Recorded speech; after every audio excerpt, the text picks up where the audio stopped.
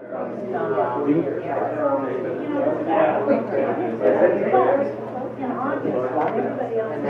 good morning, everybody. I'd like to ask you to take your seats, please. My name is Brooke Nash. I am the branch chief for the Municipal Waste Reduction Program at Mass DC in Boston, and I'm very pleased to welcome you to today's workshop on contracting for municipal solid waste and recycling services.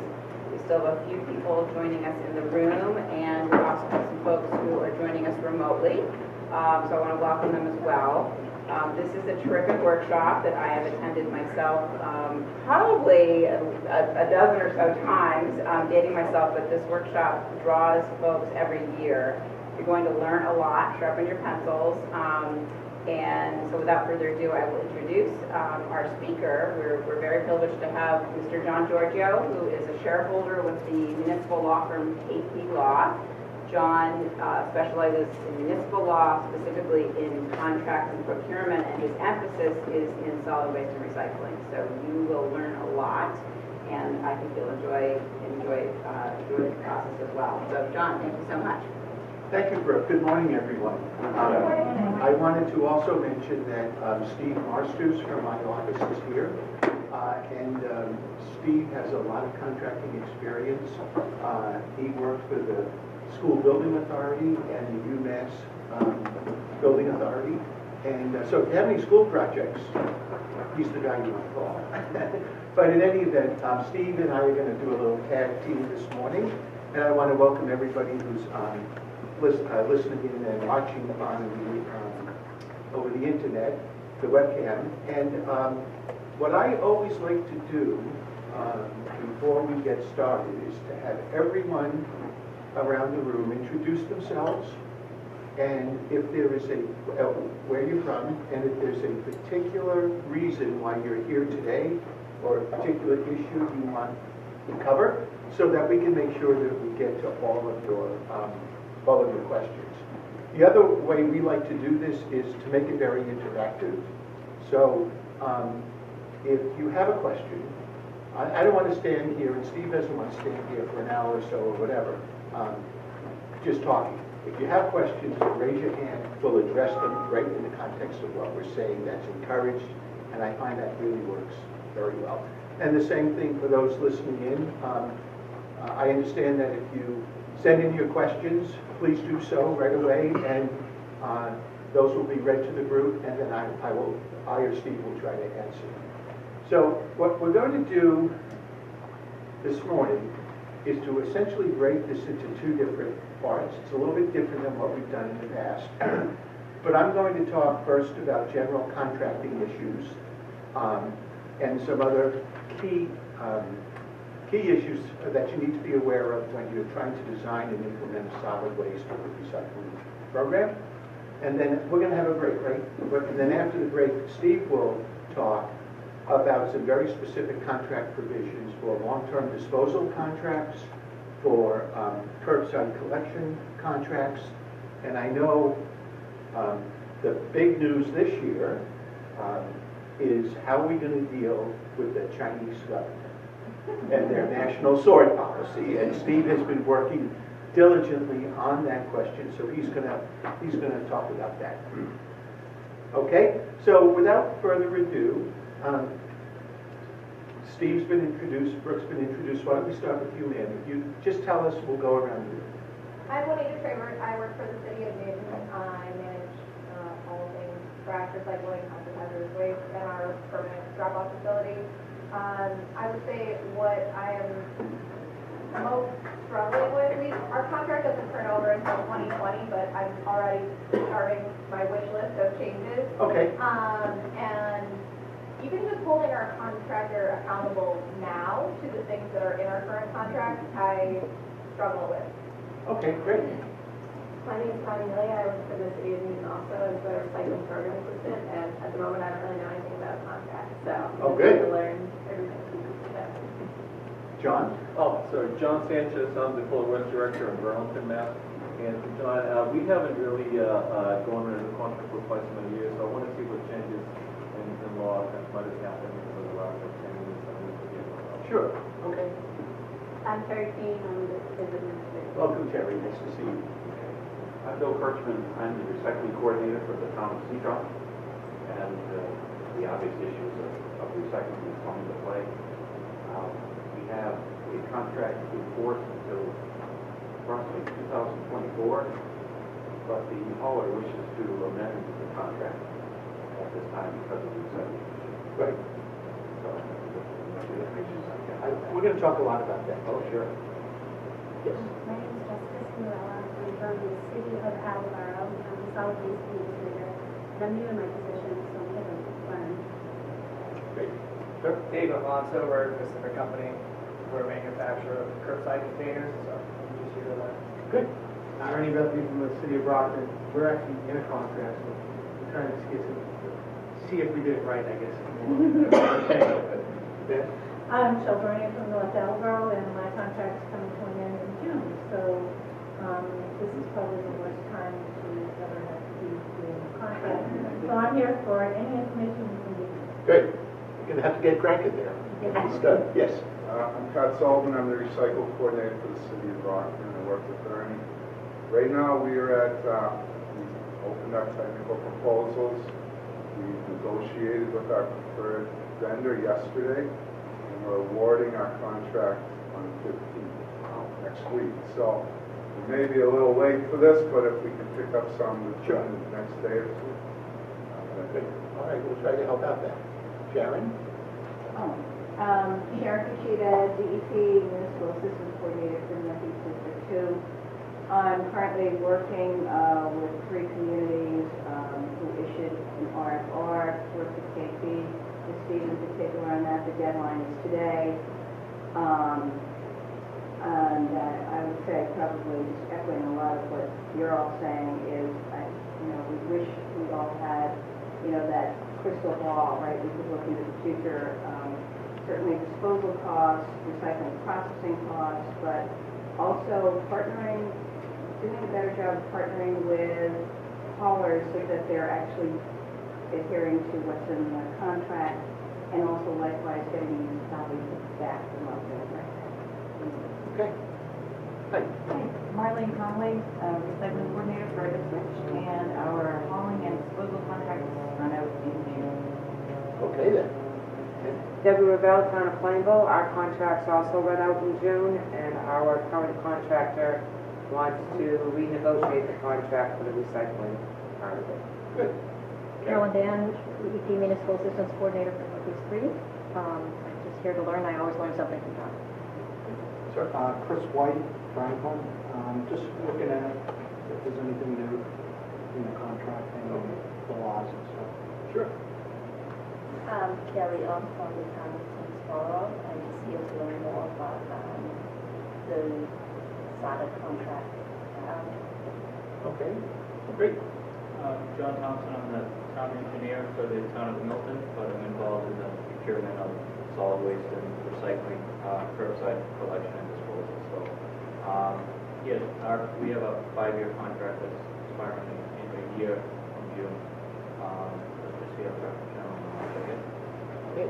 I'm Hillary Reed. I'm also here from Milton. I'm our environmental coordinator, so I handle the day-to-day of the solid waste. One of the other things is that our haulers operate an extension, and right now, given the questions of what is happening, the question is whether or not they take that now or I'm Matt Zedek. I'm here helping the city of Methuen and the town of Drayton. I'm always learning more. Great. Kathy Mirza, another municipal assistance coordinator. I serve Southeast District 2. Right now, I'm working with 4 communities who are in the midst of their procurement process for contracts that expire next June. And almost daily getting calls from others with contracts that go further. Their term goes for a number of years, but with whom their haulers are reaching out to try to make changes midstream. So would love your advice. Okay. Did we have any questions from the webinar participants? that's Utah. Are there any questions from the webinar? Okay. Well, this looks like a really good group. Lots of responsibility in this room for getting this right, and so we're going to do what we can to help you. So what I'd like to do, as I mentioned earlier, was start with some just very basic contracting principles, because, you know, it's really important that you know, obviously, your solid waste requirements, but you also have to understand what the requirements are under Massachusetts law to even enter into a contract. Some of this relates specifically to solid waste contracts, and then other elements are simply general contracting principles. So if you look in the packet, you'll see that there is a PowerPoint where you can take notes. There's also 3 memos that Steve and I have prepared. They're essentially checklists for solid waste disposal contracts, curbside collection contracts, and then the whole issue with recycling.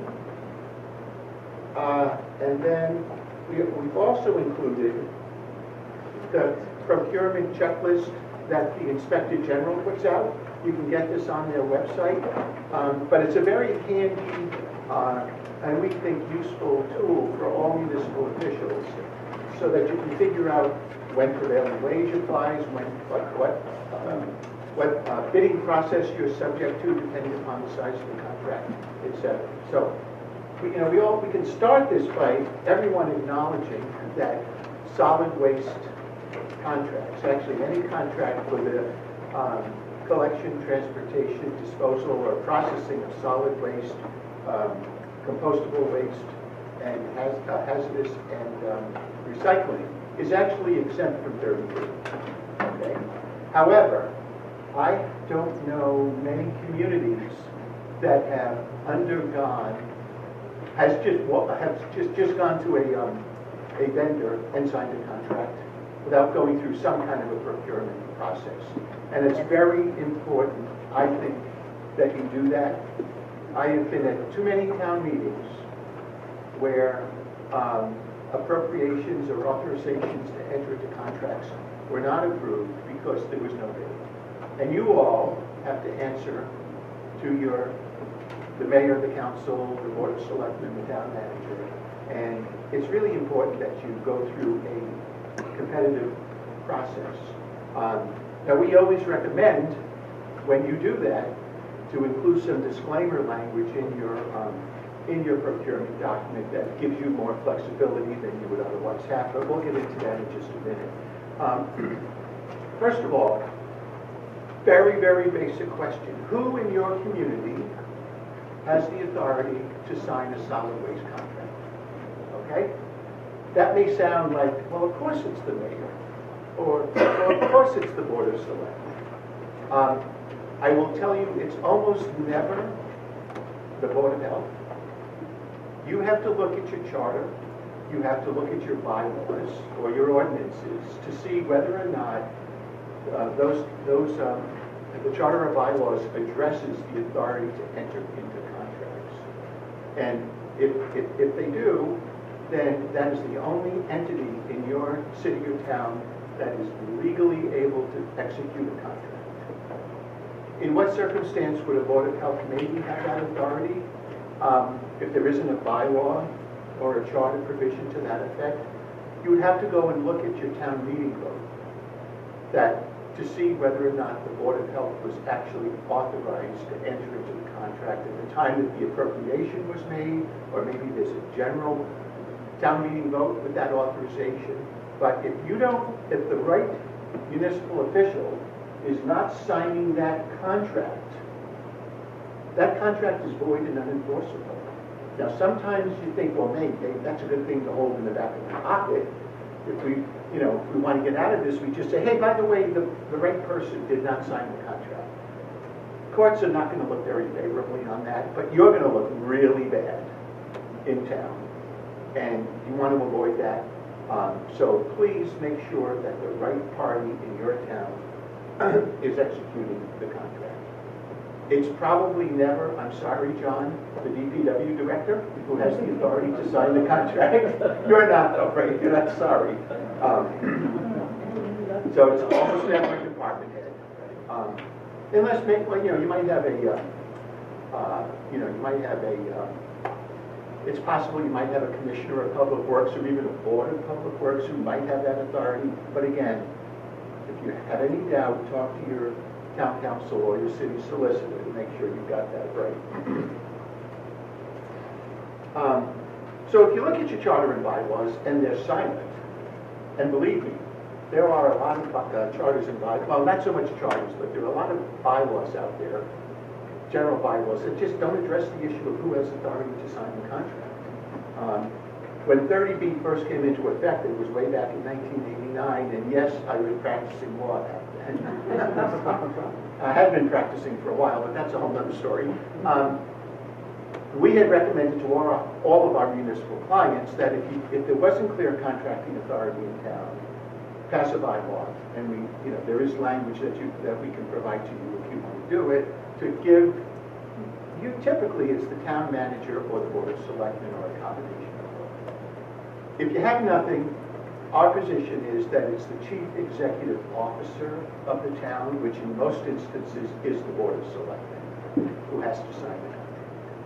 Are there any questions about that? The authority to enter into contracts? Okay. How long can your solid waste contract be for? What's the term of years? Okay. And that's based on what, John? I really don't know. I only know that if I go more than 3 I days. probably told you that. That's right, I have a letter somewhere. So, the reason why John is saying 3 years is because the Uniform Procurement Act says that towns can enter into a contract for a term of up to 3 years without the need for a town meeting or city council authorization. Okay? Towns can enter into longer contracts, but that does require approval of your legislative body. Okay? Now, somebody was talking about a contract extension. Okay. So if you have a 3-year authority under the general laws, okay, and you've entered into a 3-year contract with your waste hauler, can you simply sign an extension for another year or 2 or 3? Come on, folks. You know the answer to this. The answer is no, right? Because the 30B says that when you're considering the term of a contract, it has to include all extensions, options, and renewals. Okay? So if you want to sign a contract extension, you can certainly do that, but you need to get town meeting authorization in order to do that. Sometimes you'll see a town has authority from town meeting to enter into a solid waste contract for up to 5 years. And the contract itself, and this is really, really important, when you issue your RFP, you want to make sure that the length of the contract is specified in the RFP. So it could be a 5-year contract, it could be a 3-year contract with 2 one-year renewal options totaling 5 years. You want to make sure that your procurement document matches your town meeting authorization. And also, from a 30B perspective, you don't want to get in trouble with the Inspector General. You just don't. You want to avoid the Inspector General if you can. I'm sure you know what I'm talking about. And so you want to make sure that your procurement document, when it was issued, remains, keeps a level playing field. Because you don't want to award a 3-year contract. Your procurement document says 3 years, and that's all it says. Your town meeting vote may say 5, so hey, we can sign a 2-year extension. You really can't, because that would be viewed as not fair to other vendors who thought, from the terms of the RFP, the term was limited to 3 years. Yes, Brooke? John, so does the fact that, my understanding is that Chapter 30B exempts solid waste and recycling contracts from the regular process, does that have any bearing on what you're talking about here? Well, thank you for bringing that up, Brooke, because that is one of those, and believe me, it's what keeps Steve and I in business. There are a lot of issues with the general laws, and things not matching up exactly. You're absolutely right. That 30B, which sets that 3-year contractual limit, says, any contract, but a solid waste contract is exempt from 30B. We take the position that what is exempt are the procurement procedures. And so we think it's fine for a town to rely upon that 3-year contract provision in 30B. It never hurts to get your town meeting vote. And as I said earlier, we've seen a lot of towns enact bylaws so that it's crystal clear. And it's always better to be crystal clear. Right? Yes, sir. So on that note, if the first time you write a contract for 3 years, it's accepted, you sign the contract expires. Yes. You can't do an amendment. Said that. Right. You sign a whole new contract. You're gonna sign a new contract and you do it again for 3 years. It depends upon what your town meeting. Oh, you're saying without a town meeting vote? Correct. Yes. Or at that point, now 3 plus 3 is 6. Now you became more than 3. No, it's a different contract. You're probably going to go out to bid again, right? You'll go out to bid for the new contract. So that's a whole new contract. It's not the extension of the existing contract. Yes, Carol. Can I just get you to reiterate what I think is true, that 3 plus 2 Is 5. is 5? Yeah. Yeah, I've that's had right. that question any number of times, that it's a 3-year contract with 2-year extensions. That's really just a 3-year contract. No, 3 plus 2 is 5. That's a 5-year contract. That's a 5-year contract, and you can't execute that contract. Now, without the legislative authorization, who can have the option to extend that contract? Depends what you put in writing in the first place. Well, you're absolutely correct. You want in the contract itself to make it crystal clear at whose option. But under 30B, that option has to be at the sole discretion of the town. And we would certainly recommend that. So you can certainly ask for 5 years of pricing, but enter into a 3-year contract with 2 1-year extensions. But you know what that costs, what that's going to cost you up front. So I'll tell you a good example for the next level. The 3-year contract is up, we do the 2 1-year extensions with the same vendor. And then last year, we're to check the market with vendors, and it makes sense for us to negotiate with the current vendor that's interested as well for extending beyond there. Well, you can't extend. Why not? But If we're you can exempt enter into from a new 30B, why can't we extend? Is the first question. Well, what is your authorization from town meeting? Was it for 5 years? The contract that originally signed was signed by the city council. Let's use that as an example for the 3 years and the 2 extension years. Okay. As per the procurement. But again, since we're out of 30B, Right. So at the end of that 5-year period, you can negotiate a brand new contract. you can't do an extension with the current vendor? I wouldn't characterize it as an extension because if your legislative authorization was only for 5 years, that's not a bidding issue. That's an issue of basically the authority to enter into contracts generally. So I would negotiate a new contract. It can be with the same vendor. You're right. You don't have to go out to bid if you think that it makes sense in your particular circumstance to do that. But I would sign a new contract. Can you explain why it's better to, just because again, I know this question, I've already been asked this question by my folks. Yeah. Why is it better to go through a whole new contract process with the same vendor if you have all the terms and everything in place from your old contract? Well, Why go through that whole process? what's the whole process you're going to have to go through? I'm not. Redoing a whole new contract. And Well, why redo the contract if you have? I think after 5 years, so you're raising a good point. How long, let's put aside the legal question. How long do you want to commit yourself to contract terms that were negotiated 5 years ago? Look at where some of you are now because of that. So let's break this down, if I can. It's perfect timing with the market conditions Well, for yes. this type of scenario, which is Yes. why I'm flushing it out. Thanks for that. In the ideal world, in my opinion, and this is just my opinion, it's best to stick with a 3-year contract.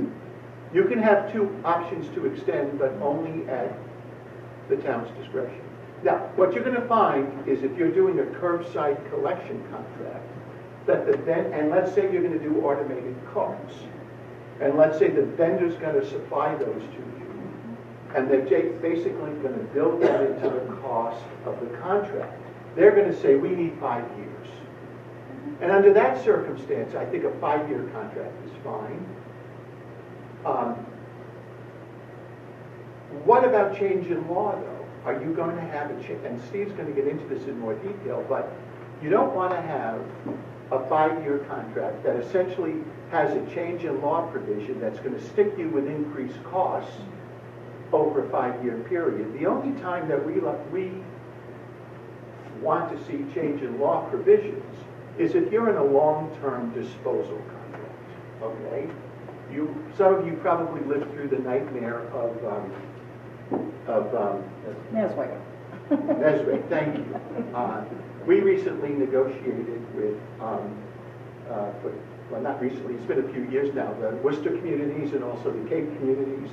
And the days of a 20-year contract, really, you have to think long and hard about doing a 20-year contract. Because if you do, the vendor's going to insist on changing law.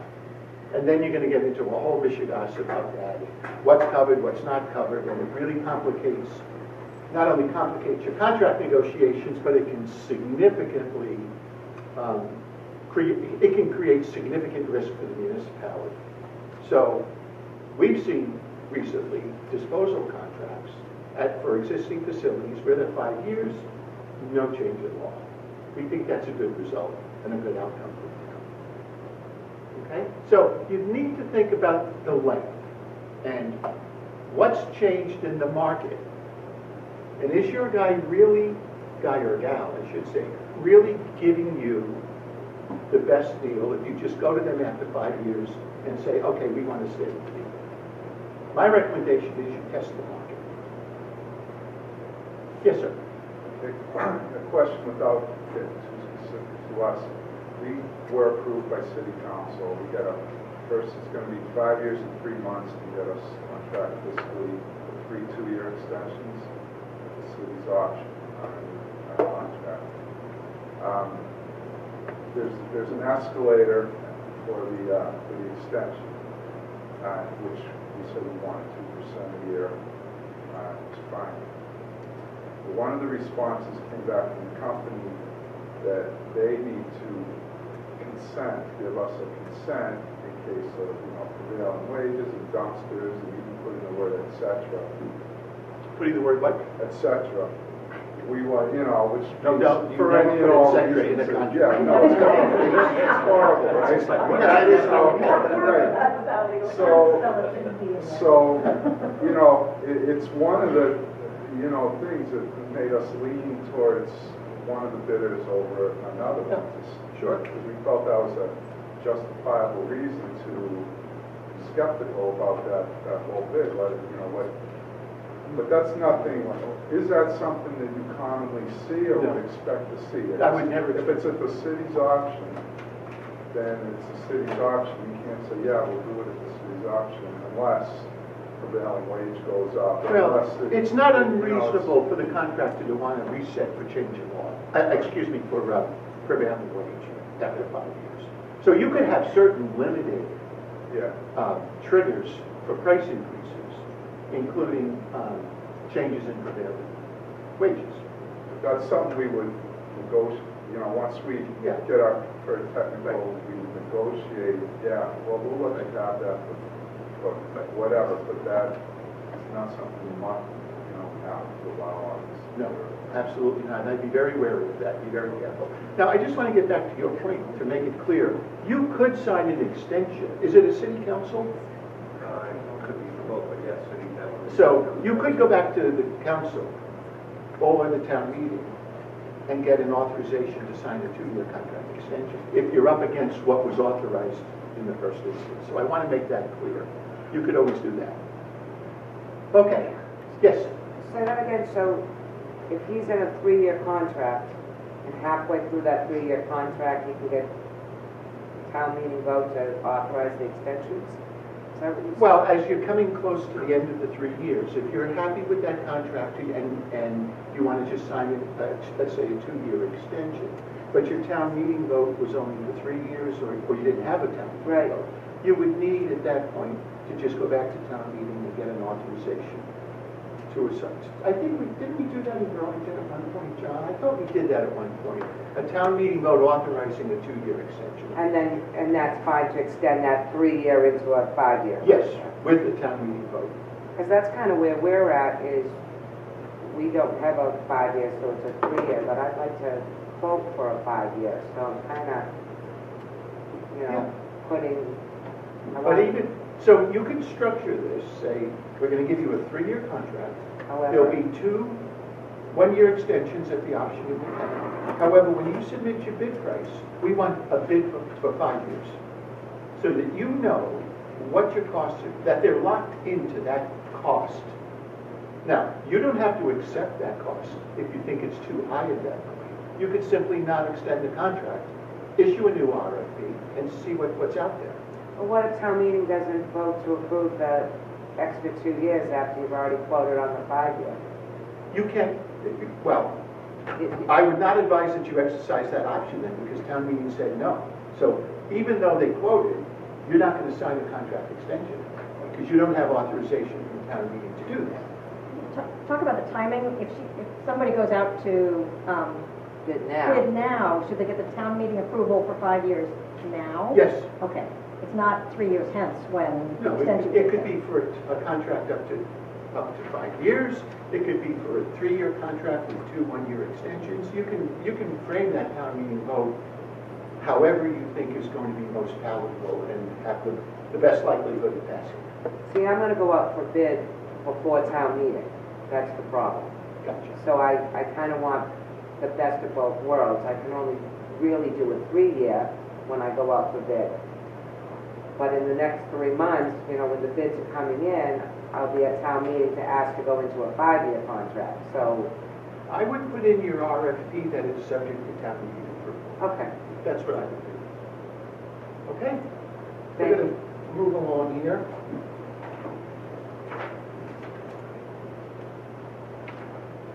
And can I belabor this point? Yes. So if a community asks for 5-year pricing plus 2 extension years, and they go with the vendor, if they go before city council or town meeting, they should be asking for a 7-year. If it's 5 year with 2 extensions? Yeah. Yes, because 3 plus 2 is 5. 5 plus 2 is 7. Right? Thanks, Carol. Carolyn's going to be our math quiz today. Okay. Does your contract have to be in writing? Yes. So aside from the fact that you would be absolutely crazy not to have a written contract, There are those. 30B actually says any contract in excess of $10,000 must be in writing. So please, sign a contract. Make sure you have a written contract signed by the right person. And let's say now it's a 3-year contract, and it's $1 million in year 1, it's $1 million in year 2, and it's $1 million in year 3. I'm sorry, it escalates. So you go to town meeting for the appropriation, because your contract is subject to appropriation, obviously. And if you don't get the appropriation, you can't sign the contract. What happens if in year 2, town meeting doesn't appropriate the money? There's a fiscal crisis. Maybe they need an override to get it passed, and maybe the override fails. Maybe the selectmen say, we're getting out of this crazy solid waste business altogether, and it can be the Wild West out there, and people then have to deal with this themselves through subscription homes. What happens when town meeting fails to appropriate the money to support the continuation of the contract in years 2 and 3? Our jobs are nightmares. I'm sorry? Our jobs are nightmares. Yeah. Sorry. So, No contract? no contract. And you cannot make any payment on a contract without an appropriation. And 30B says you must cancel that contract. So let me tell you a story that happened to me. Not solid waste, it was the town, the school department needed needed to lease property for the school administration. So they issued an RFP, they identified the property, they negotiated a 3-year lease. They sent it to me, and I said, you need to put in this contract that it's subject to annual appropriation, and if the council doesn't appropriate the money, the contract is terminated. I sent it back, didn't hear another word. Turns out the school business manager decided, because the vendor objected, he didn't include my language. He just didn't do it, and they signed the contract. So 2 years later, the fiscal crisis hits. The council says we have to cut X number of dollars from the budget. One of the things we want to cancel this lease. Well, and there's no language in the contract that says that it's subject to appropriation. What happens? Still canceled? Not big. Well, that's what I said. Yeah. And we got sued. And our argument was, well, their argument was, well, the language wasn't in the contract. And my argument was, well, it doesn't matter. It's the law. And we won that case. But, you know, there was a lot of expense that went along with that. So, you know, please, when you get comments back from your counsel, don't ignore them, please. There's most likely a very good reason why. And pick up the phone and call, you know, if there's an issue. Okay?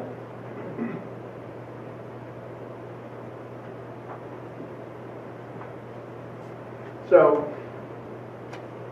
John, can I ask one question about the $10,000? Let's say there's a 3-year contract for household hazardous waste.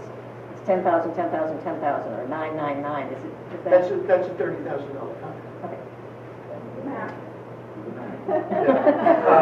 Sharon, you're now our math expert. Do you have a calculator with you? Now, there's a very important provision in 30B that says any contract made in violation of 30B shall not be valid, and the governmental body shall make no payment under such contract. Okay? And believe me, this happens all the time. You know? Whatever, you know, the town runs into difficulty, they send me all the contract, and they say, well, did you bid this? And I said, well, no. I mean, we're assuming it's a situation where it requires bidding. No, we didn't do that. Well, there's no legal contract. That can be bad for the town, because, you know, there are a lot of protections in those contracts that, you know, when you put together an RFP, you're going to make sure there are a lot of protections in there. And if your contract is void and unenforceable, that can be a real problem for you. It's a real problem for the vendor too, but... Okay.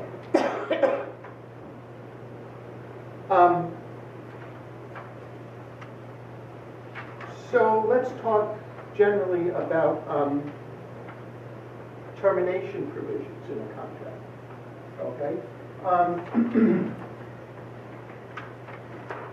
You know, first of all, you better have a termination provision in your contract. And you know, typically a termination provision says if the vendor defaults, okay, they're not complying. Either they walk away completely, or they're not complying with the contract terms. You know, your collection system is a nightmare.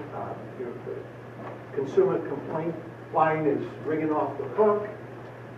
Oftentimes there'll be a provision that says you have to give a notice to the contractor of a default and give them 30 days to cure the default. And if they don't cure the default, then you can terminate the contract. But in that circumstance, it's usually in the contract for some kind of non-performance. You know, you ask for a certificate of insurance, and you say that that the town has to be notified 30 days ahead of time. Actually, the better one is the performance bond. You're going to have a performance bond. It's going to be provided on a yearly basis. They don't have a performance bond for the second year of the contract. That's a major default under the contract, and you have to give them 30 days to get you that performance bond, otherwise you just terminate. Now, there's also something called termination for convenience, which would essentially allow the town to terminate for any reason. It's sort of like when you get fired in your job, the town may not, if you're an at-will employee, the town can fire you for any reason, but they can't fire you for a bad reason, discrimination or something like that. But a termination for convenience in a vendor contract essentially says the town can terminate this contract with no further obligation. Now, the shorter the contract, the less likely the vendor's going to object to that. The longer the contract, obviously that's going to be a major problem. And in most solid waste collection contracts or disposal contracts or whatever, for 3 years or more, you're going to have a termination for default without a termination for convenience. If you're signing a professional services contract for an engineer, an architect, a lawyer, an accountant, you want to make sure that you have that termination for convenience language because of the professional nature of the relationship.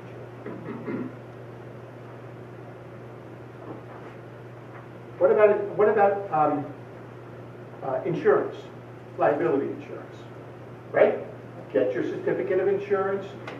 Make sure that it includes a provision that requires notification to the town if the insurance is canceled. And it is absolutely essential that the vendor maintain that insurance throughout the term of the contract. Are we fans of performance bonds or not? Those of you who have done RFPs recently, are you requiring a performance bond? Yes. For how long? Like the contract. Have any of the vendors pushed back on that? Yes. I had one case where I think we cut it to 6 months, even though that's not ideal. It was cheaper for the vendor, and we felt a 6-month period would allow us to rebid if we had to and get another vendor. Well, that's exactly right, Carolyn. That's exactly right. You can certainly ask for a performance bond to cover the full term of it, but that's going to cost you a lot of money in the bid price. What you want to do, I generally recommend on a multi-year contract, you have a performance bond for essentially 1 year.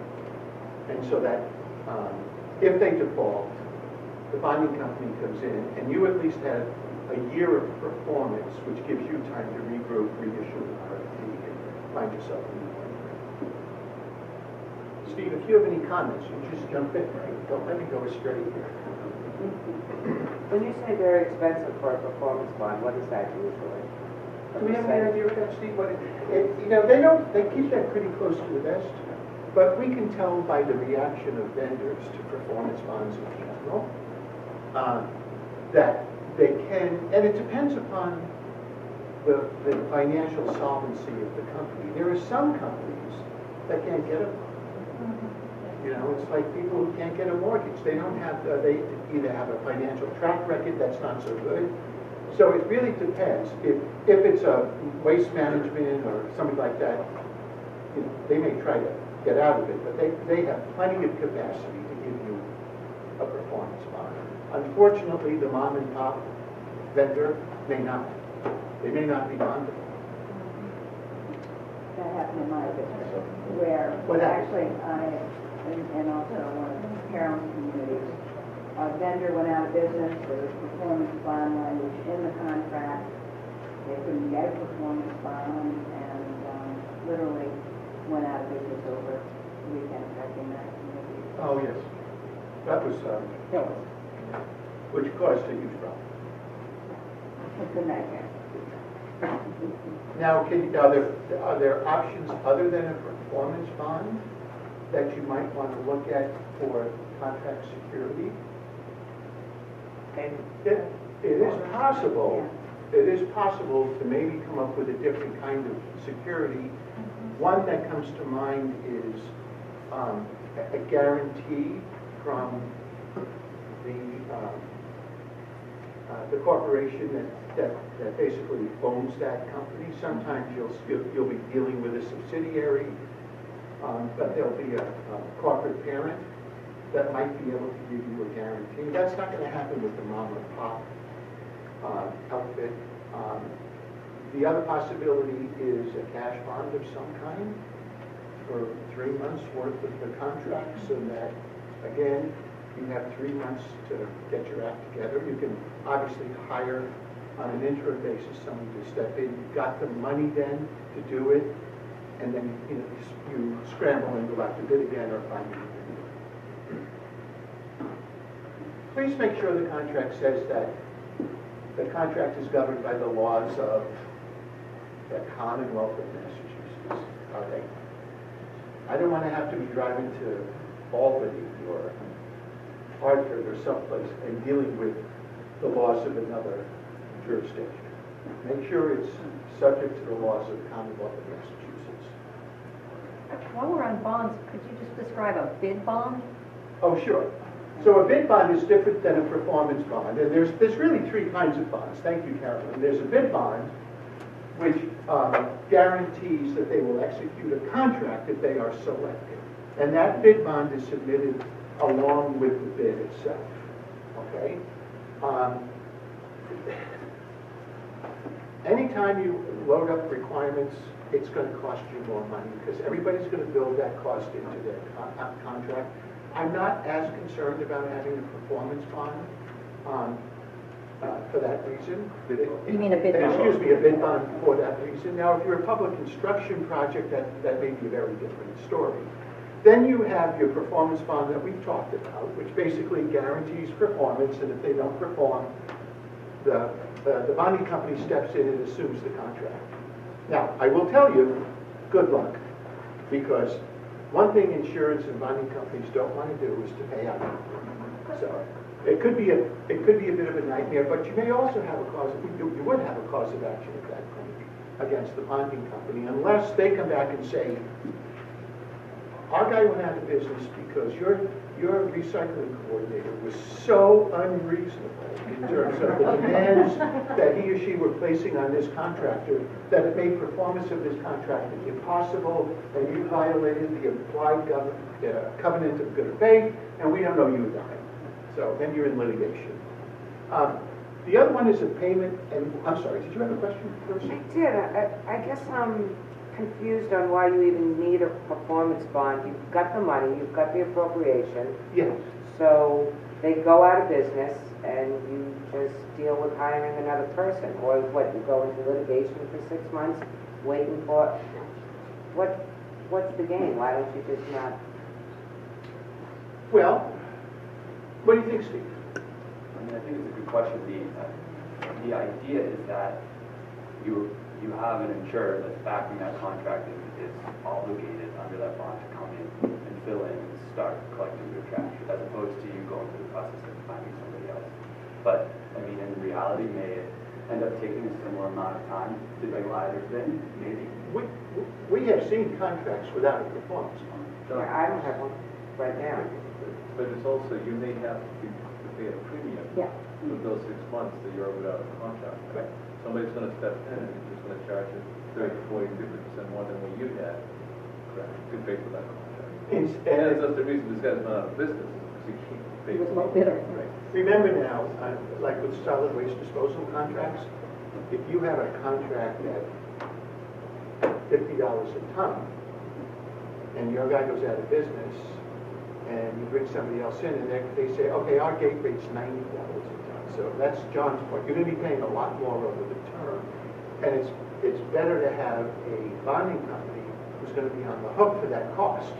Oh, for the difference. Yeah. Basically. Yes. I do have a question. On Yes. the bonding companies, there used to be, I don't know if there's still a place where they list the bonding companies that are authorized to work with them. Yes, the Division of Insurance, John, and you can go to their website and see a list of approved bonding companies. What John is referring to is many years ago, there were these offshore companies that would issue these bogus bonds. And when you read the fine print, they basically said that our obligation is limited to the assets of the obligor of the bond, and they were worthless.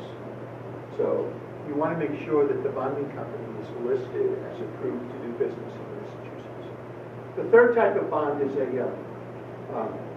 payment and performance bond. We don't see those very often in solid waste collection contracts. Those are more appropriate for public construction projects. And so, you know, I don't think that's really necessary to have that. The real one is the performance bond. And there are arguments both ways, but it's better, I think it's better to be safe than sorry. It's been a philosophy I follow my entire life. Yes. John, maybe you're going to get to this, but so what if your contractor is not in gross default or clear cut default of contract, but you're having performance issues, like Juanita was talking about it? What do you recommend when you work with the chair? How can you try to correct poor performance? The first thing you do is when you negotiate your contract, as this is especially true for curbside contracts, you include a provision for liquidated damages for specific contract performance problems. And typically there'll be a 1 or 2 page list of, they're not really fines, it's more like damages for missed pickup, complaints, that kind of thing. And that's a way to keep the contractor honest without having to go through a whole default process, because that's obviously very disruptive. So, does your contract now have that provision? It does. And has it helped at all? Not really. Has it been enforced? Every time we have kind of a reoccurring issue, Yeah. for example, dumpster pickups before 7 a.m., which is a violation of our ordinance, Right. yada yada. I mean, you've now, like slapped them on the hand, then said, okay, no, really, we're gonna fine you, or Right. use that provision, and now so that was the second time, and then the third time was sending an official letter from our legal office. The next time this happens, we're really going to charge you this amount or deduct. But you don't do it. Well, So they don't believe you. exactly. So do it. I've done it and it stops. So do it. I'm sorry. And it's the same vendor, Juanita, do it. So what's your I don't end up having that done, I don't end up being the decision maker in that process. So that's the part that. I just take it off the bill. Yeah. And I tell them why I'm removing it. And if it's one instance, then it comes up. My problem is I have to drive an hour to get to work. And so I have to leave the house before 6 in order to get to work before 7 to catch them doing it. But I do it periodically, and I probably find them at least twice a year for the last 15 years.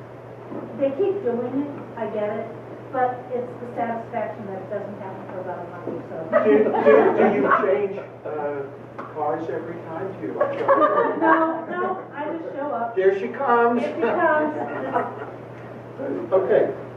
Yeah, enforcement's a huge. It's the noise enforcement, not It's a security. huge issue, because you guys don't really have the resources to be able to monitor stuff. That's the real. That's really what it's like. That's the deal. Yes. I just wanted to jump back a couple to the bonds. So on the performance bond, you would recommend maybe just a year. But what happens if in year 3 is when they want to go to $90 a ton? If you don't have that performance bond, right? I'm sorry. So you have it every year. No, So they renew it every year. oh, I thought you had said just ask for a performance bond for 1 year with the, Well, 12 months every Yeah. year. so their maximum liability is only 12 months, as opposed to 3 years. Okay? So technically, they should renew that each year, but it's only for a 12-month period. for 3 years.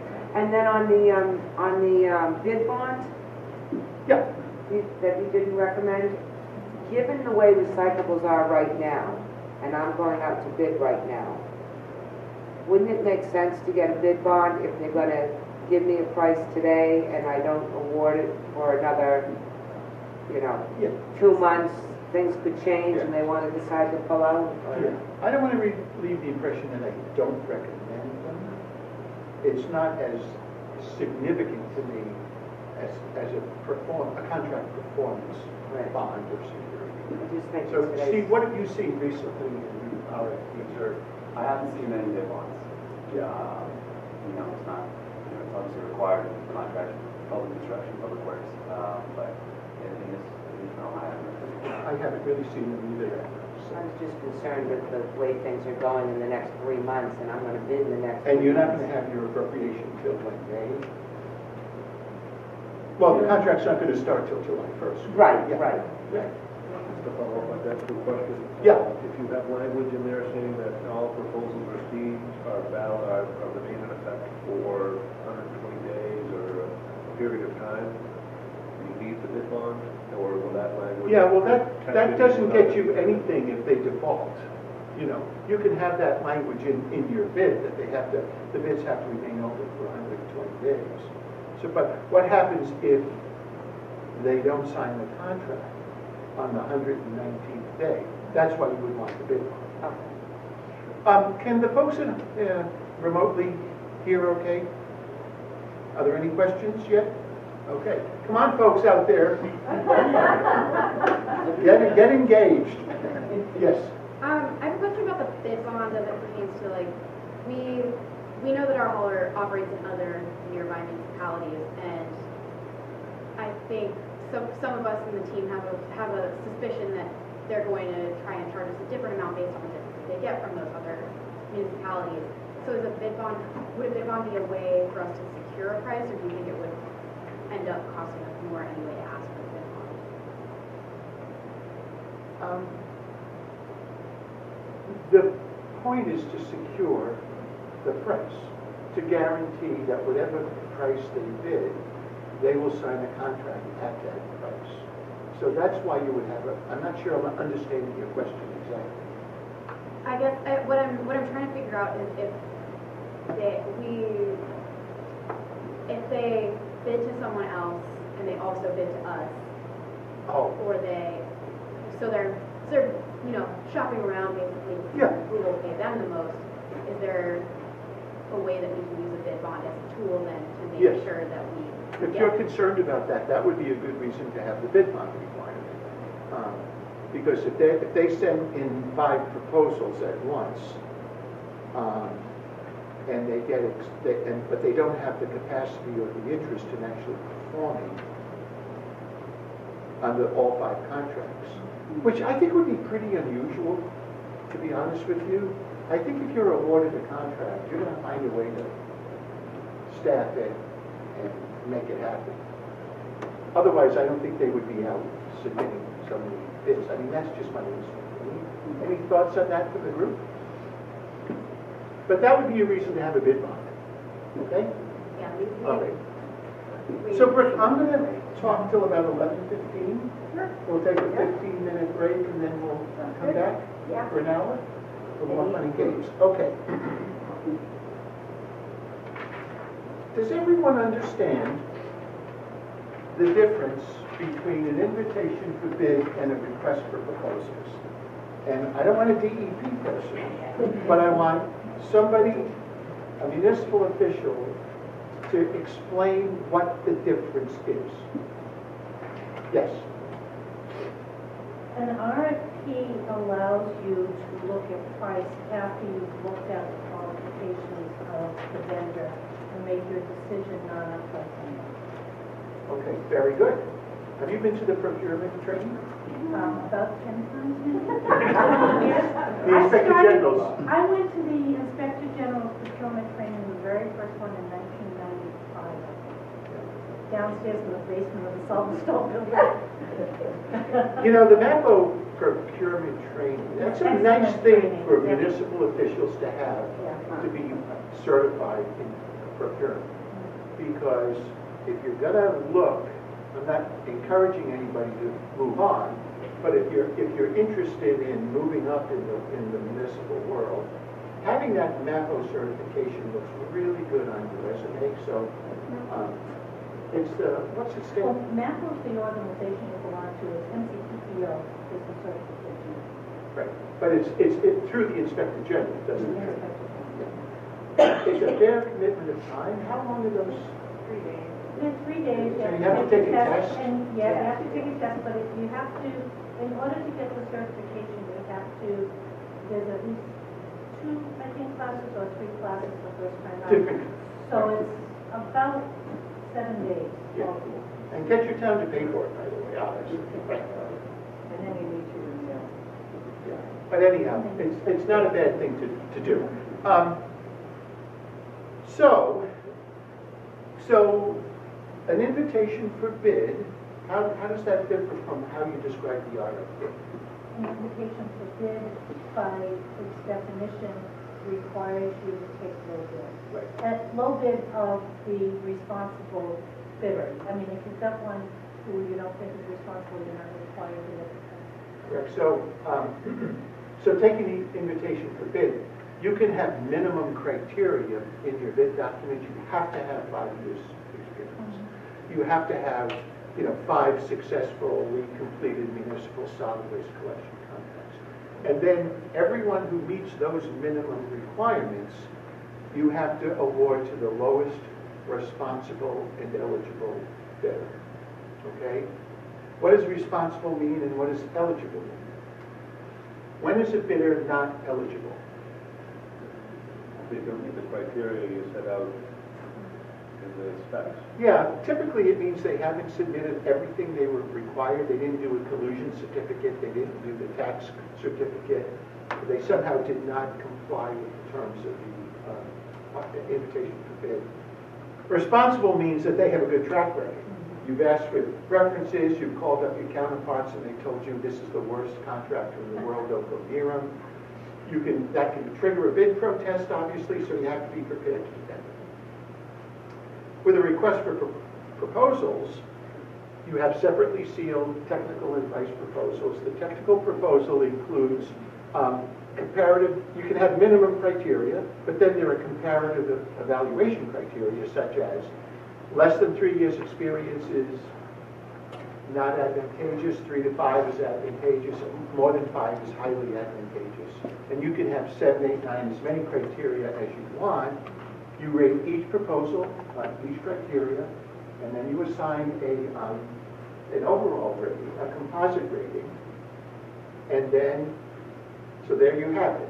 You've got 2 proposers that are composite rating of highly advantageous, and you have 2 that are just advantageous.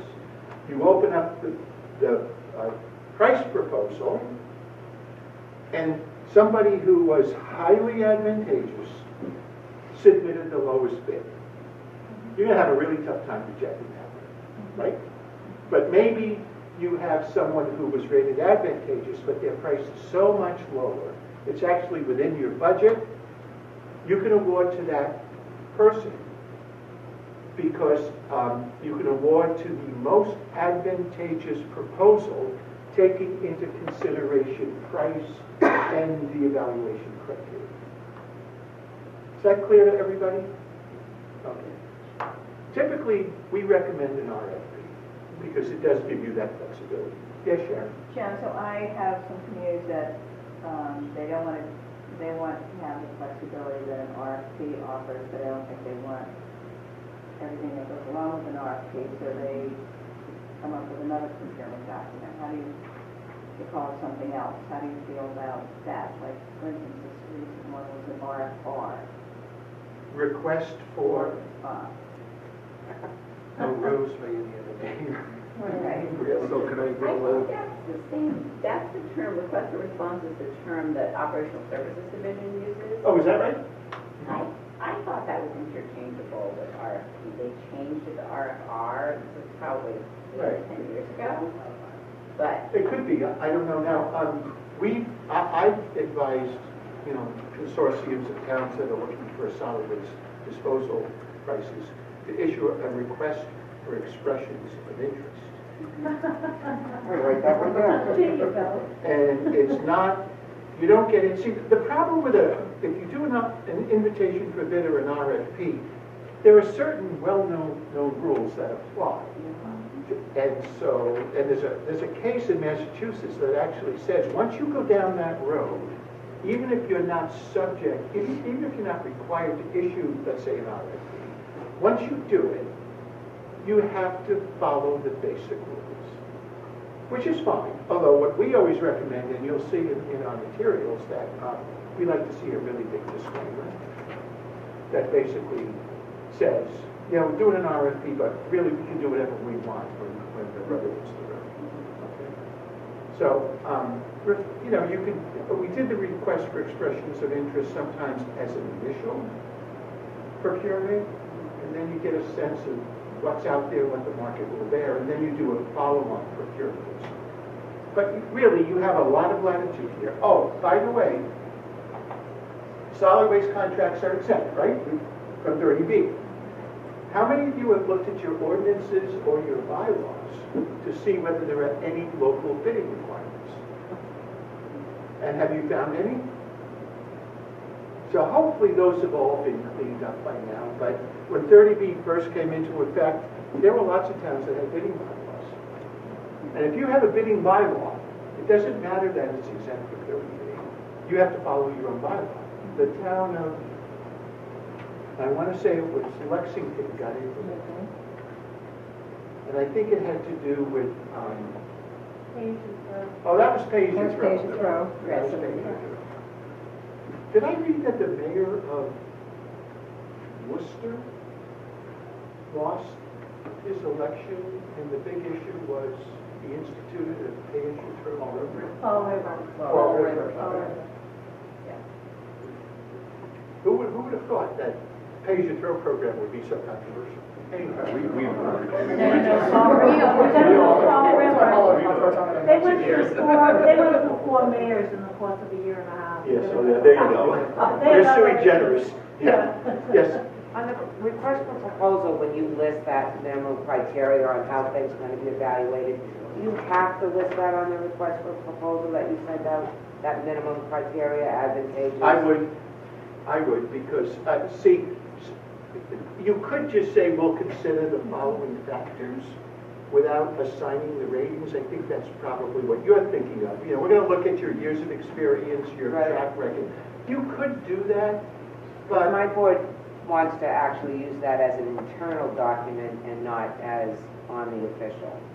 That's just a surprise. use what? The minimum criteria, or not, the evaluation. And assigning the ratings as an internal document? Yes. I wouldn't do that. They want to take it off of the request for proposal that you send out and just kind of use it for themselves. Well, I don't know, Steve, what do you think?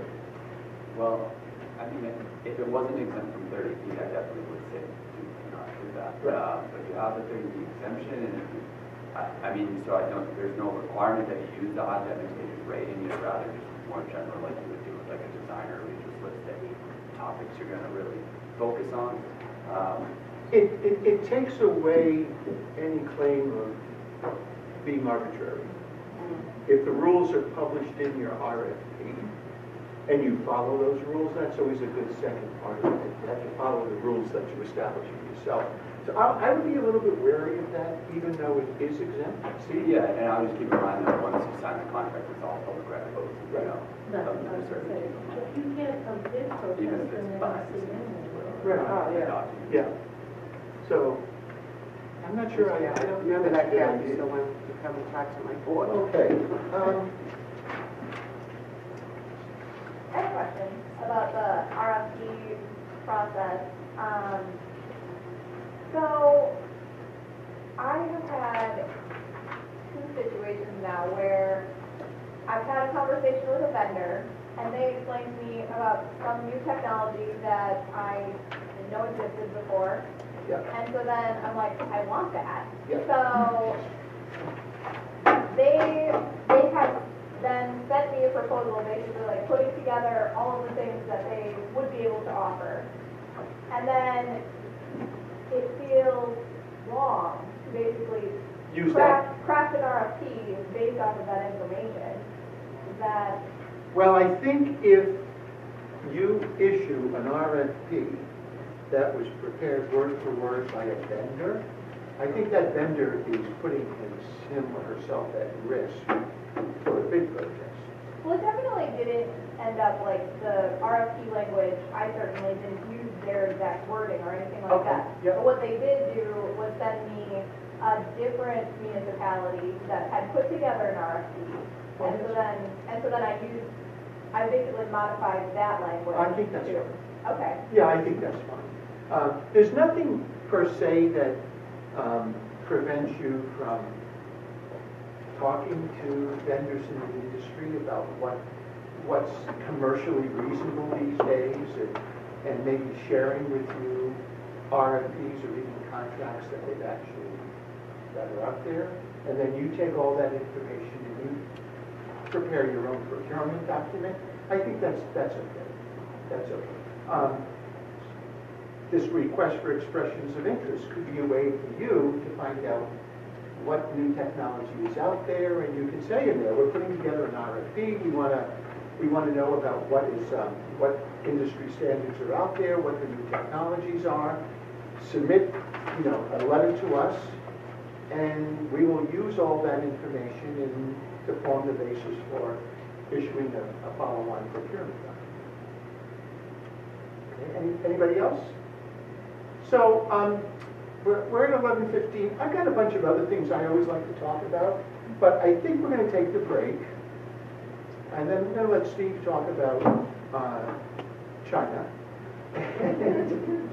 Some very specific provisions with respect to disposal contracts and curbside collection contracts. And if we have time after that, I'll come back and talk about some other, they're really not contract issues, it's more municipal finance, and pay as you throw with fee setting. Okay? So we'll take a 15-minute break. Can everyone please take their seat so we can get ready to get started? Can we all take our seats?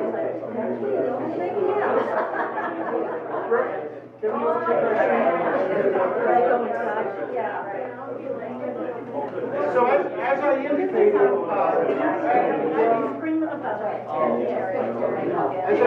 at the beginning, I'm going to turn the program over to Steve Marsters from my office to talk about some very specific issues you want to consider on curbside collection contracts, long-term solid waste disposal contracts, and of course recycling contracts. Okay? So I'm going to give it over to Steve.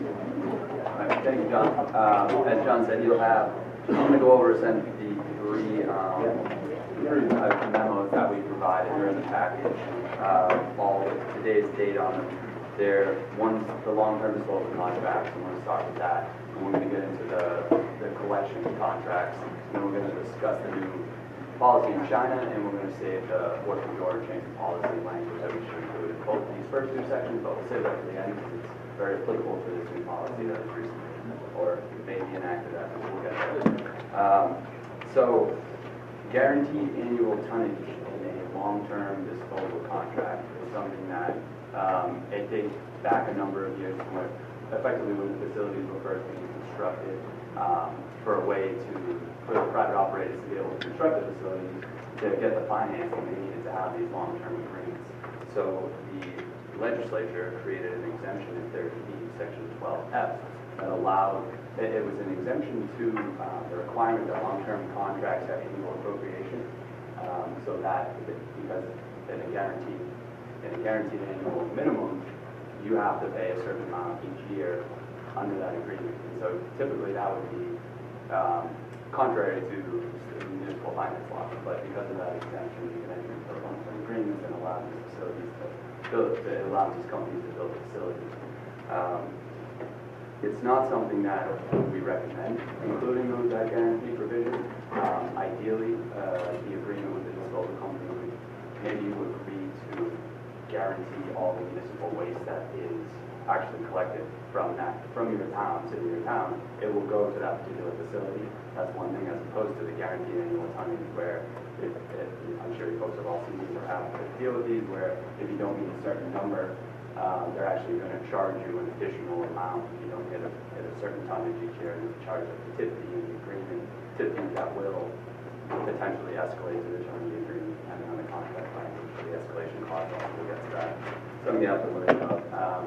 Refusal, and as John said, questions stop me as I'm going at any time.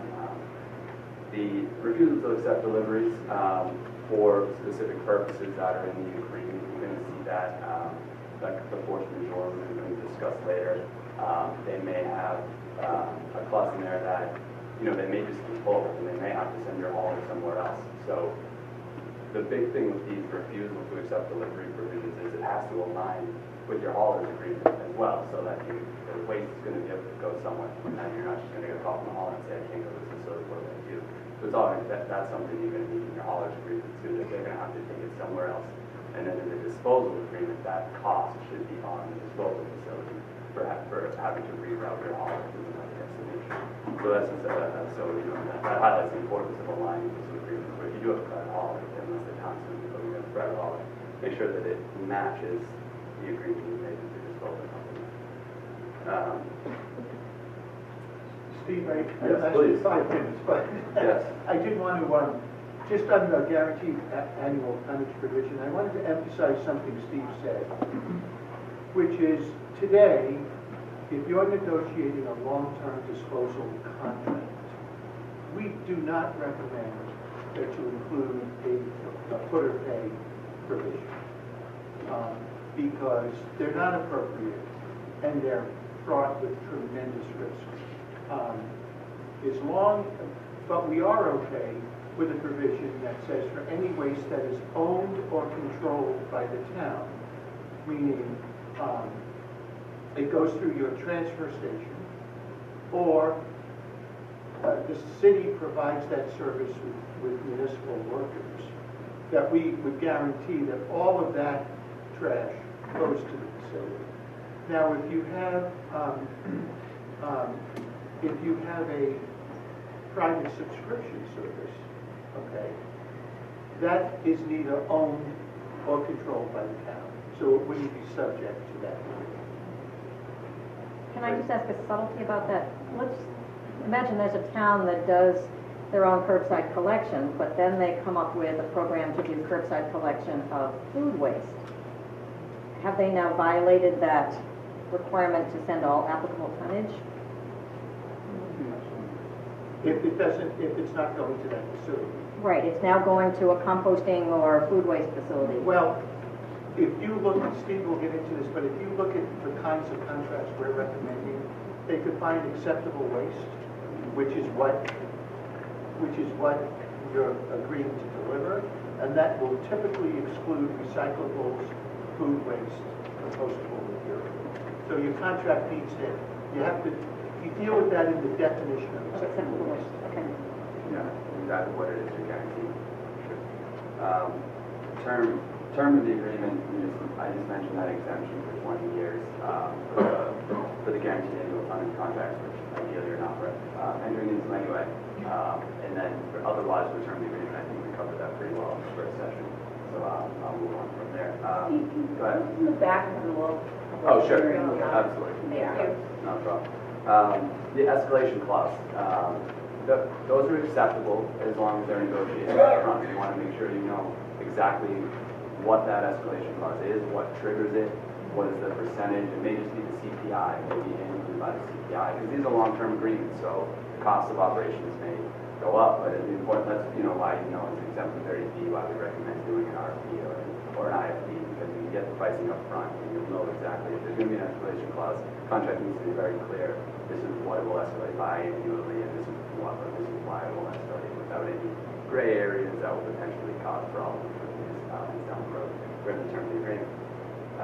Indemnification, a very important clause. You don't want to use any municipal agreement, but certainly the disposal agreement. The facilities operator they're contracting with is likely going to look for a mutual indemnification clause, which we do not like.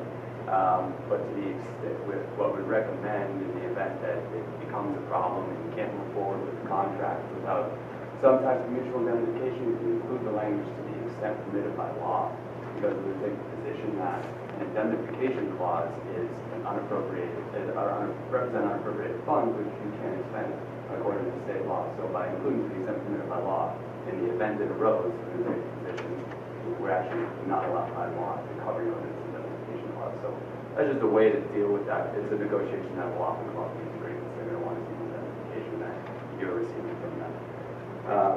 Insurance, obviously, it's a very important agreement to have the insurance. Typically, we would recommend speaking with your advisor or insurance provider and see exactly what they recommend, like pollution coverage, different coverages that are going to be required, and exactly what those coverage limits are and what they recommend.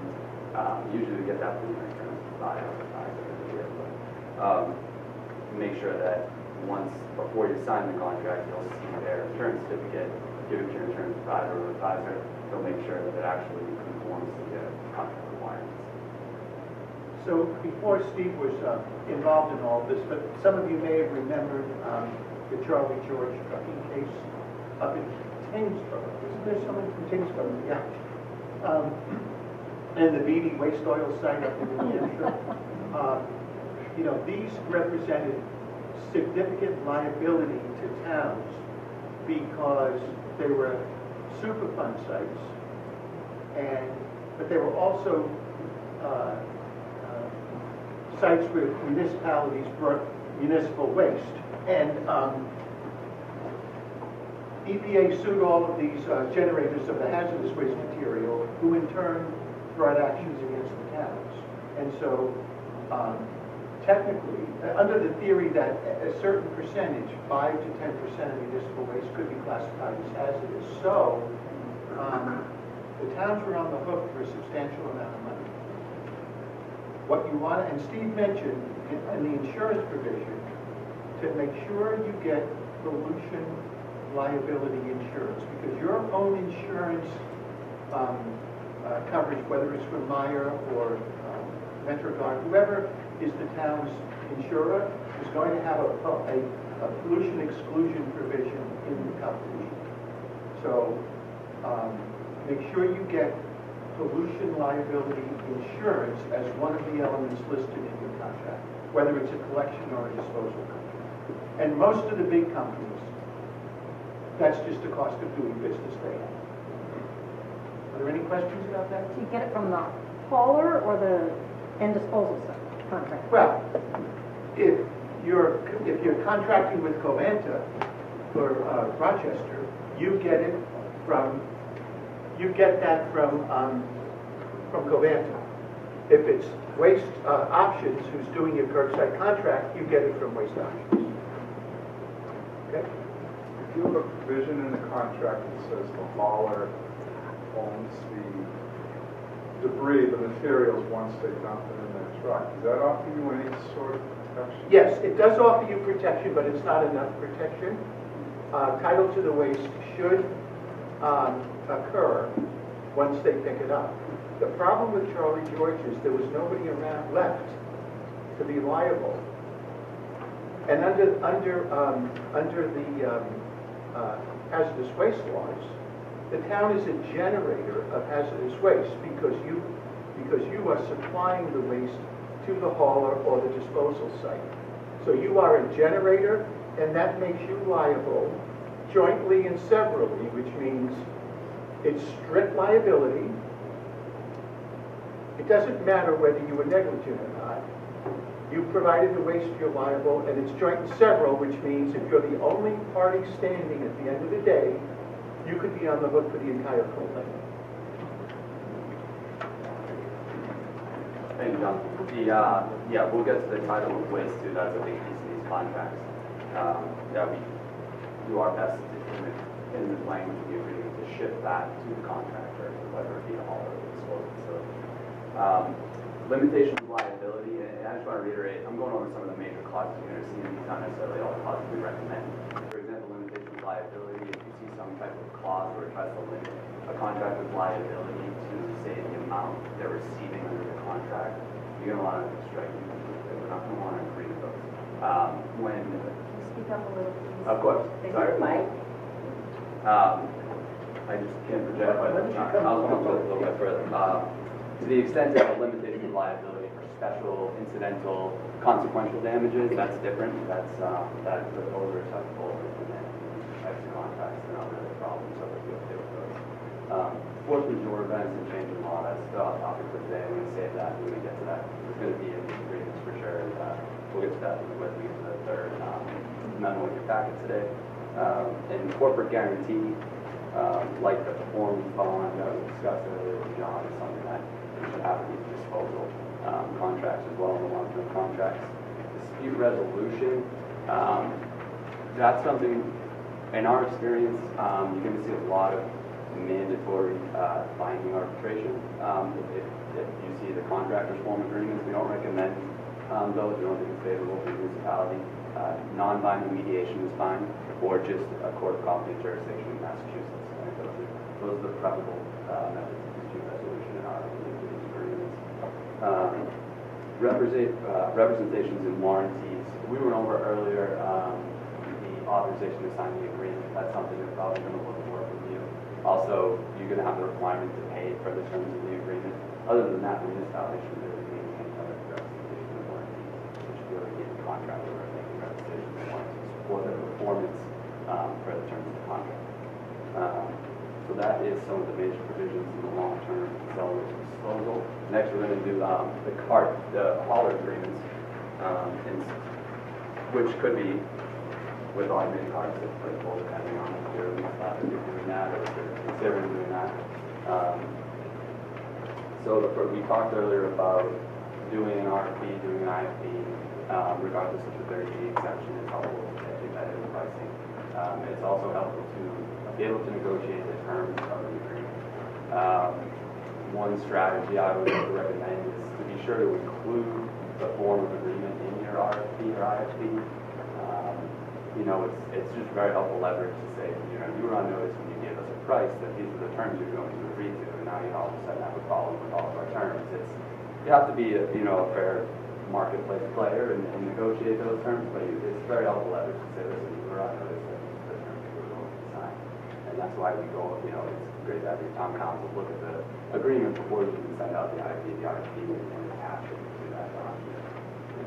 Yeah, I was going to just mention that if you look at 30B, it actually says that the RFP should contain all contract terms. So what we recommend is you do your homework up front and you get the form of the agreement that you're comfortable with, and you attach that as an exhibit. And your counsel should be able to help you with that. If you have an existing contract that's worked well for you, you can use that. You can also simply have a section in your RFP for essential contract terms, where you would list, basically the checklist of what's in your packet. But in order to avoid any issues with the award of the contract or an issue with the bid bond, if they balk at the last minute, if you've attached the form of the contract to your procurement document, they have no basis to object. Now, they might submit what's known as not an objection, what's the term? Conditional bid? Yeah. An exception?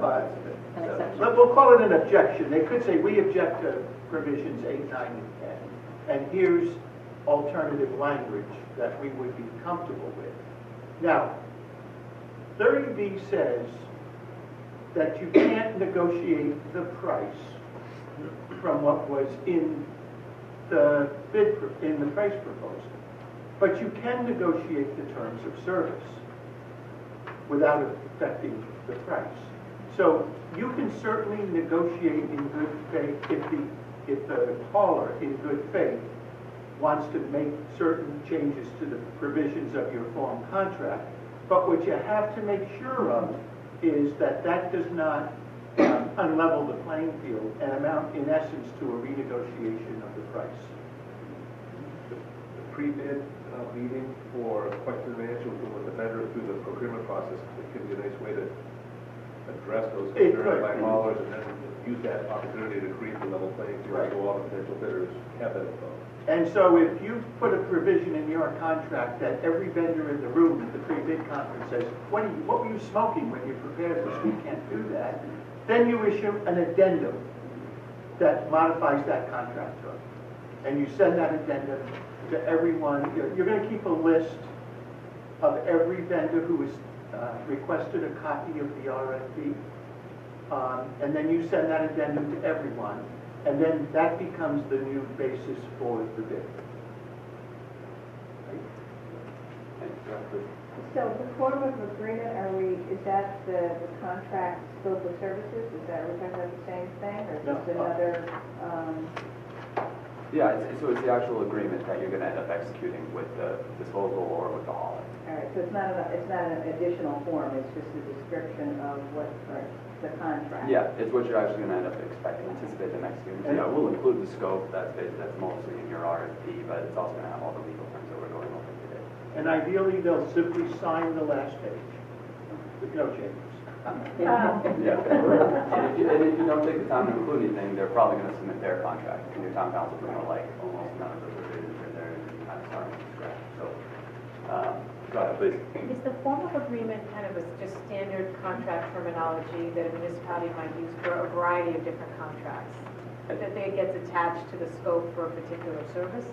Is that so? I mean, there are certain provisions that are going to be specific to this, I think, from, like we talk about, we're talking about, what's it called, the waste, the title to the waste. Like, that's something that's not going to be in every, municipal agreement. So there are certain legal provisions that are specific to this, but yeah, a lot of them would be included in your typical form of agreement that your town council has accepted and is okay with you using. But there are some specific additional provisions that are related to these hauling and disposal of waste contracts. So we have a standard contract for the procurement of goods and services that we recommend our towns use, and it's fine if it's going to be you're buying widgets or a particular service. But if you're going to use that standard form for your solid waste contract, then the scope of services would have to be attached. And you could, in that document, as Steve mentioned, list additional specific contract terms. Actually, though, my recommendation would be that you develop a solid waste contract that's specific to solid waste. Using the guidance we're providing, using your prior contract if it's worked for you, and having a standalone document that is specific to the service being provided.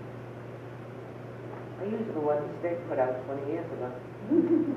Right? The model solid waste contract that the state has put out 20 years ago.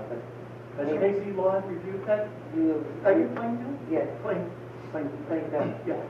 This is something DEP, we hired a vendor who looked at solid waste and recycling contracts around the country, pulled together what they thought were the best contract provisions and put it into a document, which is a template. And Debbie's right, for a webpage since 1996, probably before we even had a webpage, to be perfectly honest. So anyway, you might want to take a look at that. It's still there, and I know the towns still use it, but yeah, I can send that over. And you probably use a review, I'm guessing, in 20 years. I'm probably crazy. I'll send it to you before I start. Yeah, okay, fine. So carts, if you're doing an automated cart, if you're getting that, you need to acquire the carts.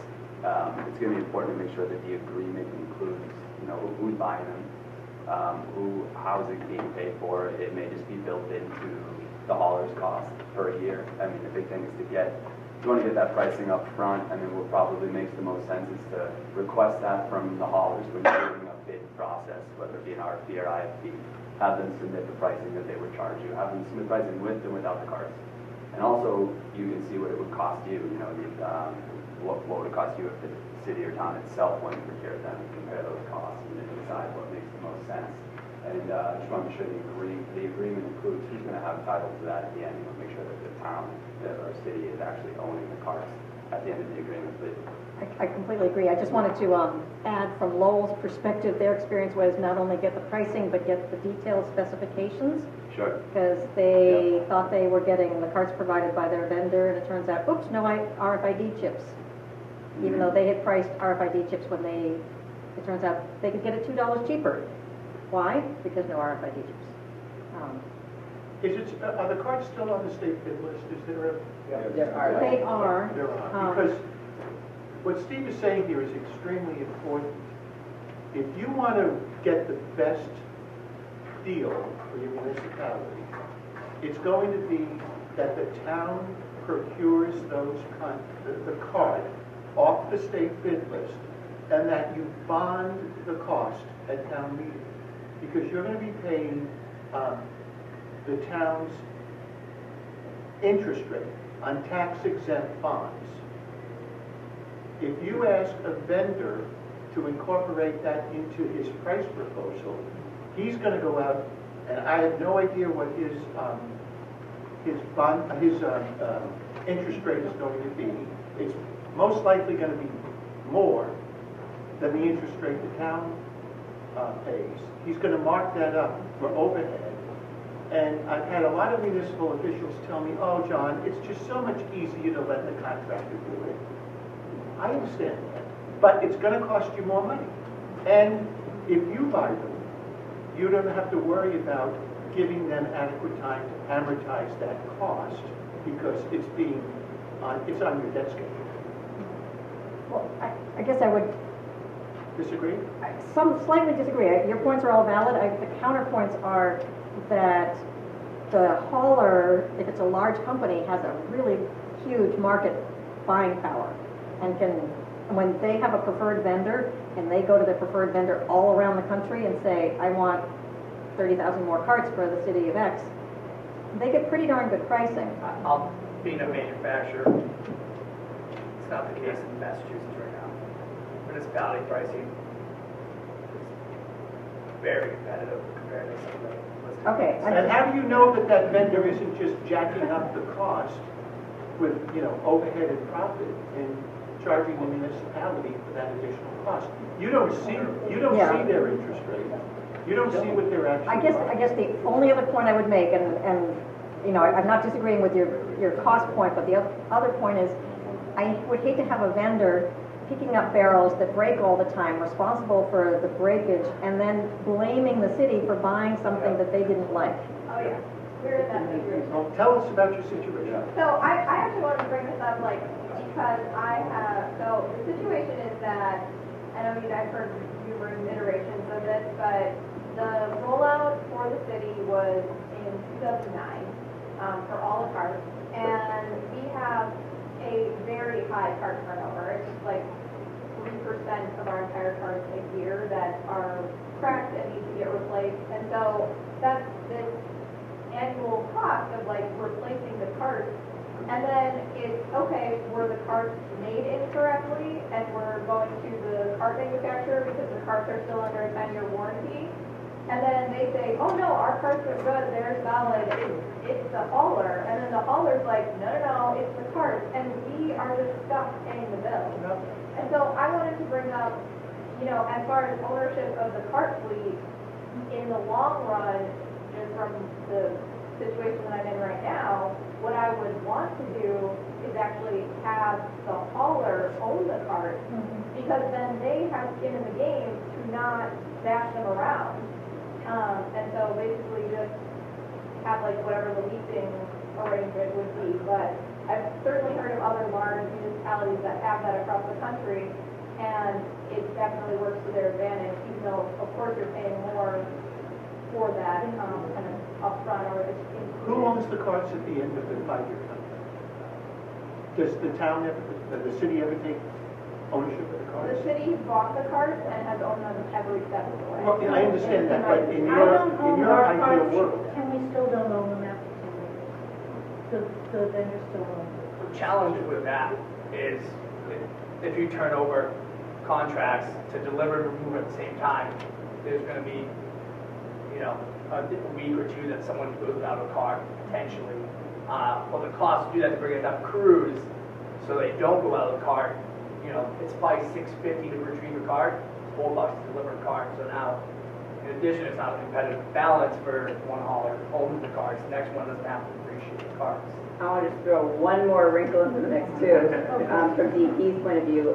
I don't know if there are any folks in this room who have not received the recycling cart grant from DEP, but if you haven't and you're thinking about it, we offer grants of we will pay for between $10 and $20 of each municipality's recycling cart when they're rolling out a cart program.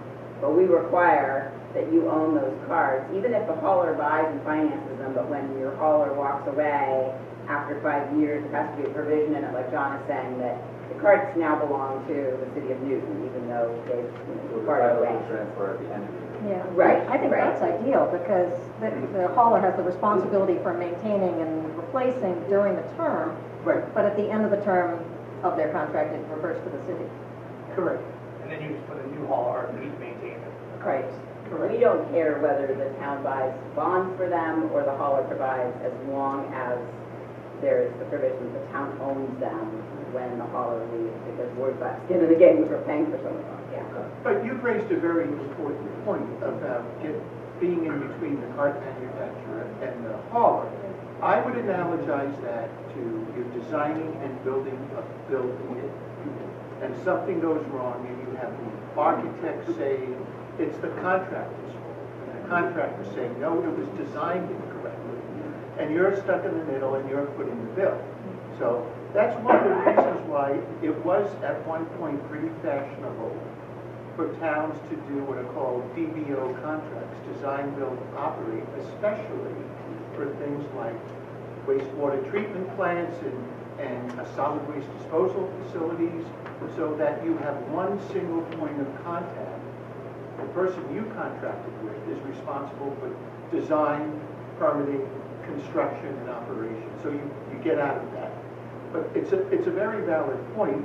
What you have to weigh is, and maybe your finance director can do this for you, is what is the net present value of buying the carts yourself and financing them through municipal debt versus having the contractor amortize that over the 5 years term of the contract. And by the way, if you're going to do carts and the contractor's going to provide them and you're going to own them at the end of 5 years, you can go to a 5-year contract. I think I mentioned that. But you really want to be careful about going more than 5 years, because then you're going to get into a lot of long-term issues that you might not be able to resolve depending upon what happens in the market. So to add a wrinkle in all of this, one of the problems that we have, there's an up and a down in our owning it. The upside is that when we went to carts, we were the first town to go to carts. The Avon had just been retooled. Waste Management wanted the town to do it, so they gave us very favorable terms to do it. They delivered the carts, it was an absolute nightmare. Then we found out that the carts had a design flaw. And Cascade made good with Waste Management on it, but luckily Waste Management, as you say, had skin in the game, so they had to keep those carts operational. They were out on the street. I think we probably either repaired or replaced better than 50% of the carts for the first year. And I'm glad it was somebody else's obligation to be out on the street to do that. At the end of 5 years, we went out to bid again, and it's hard for another vendor to come in with a competitive price if your first vendor has the carts on the ground. And so now your second vendor has to come in with a competitive price, but that vendor's going to provide you with the carts. So we're at that same point again. Here we are 10 years later. Waste Management still owns our carts. Waste Management has been extremely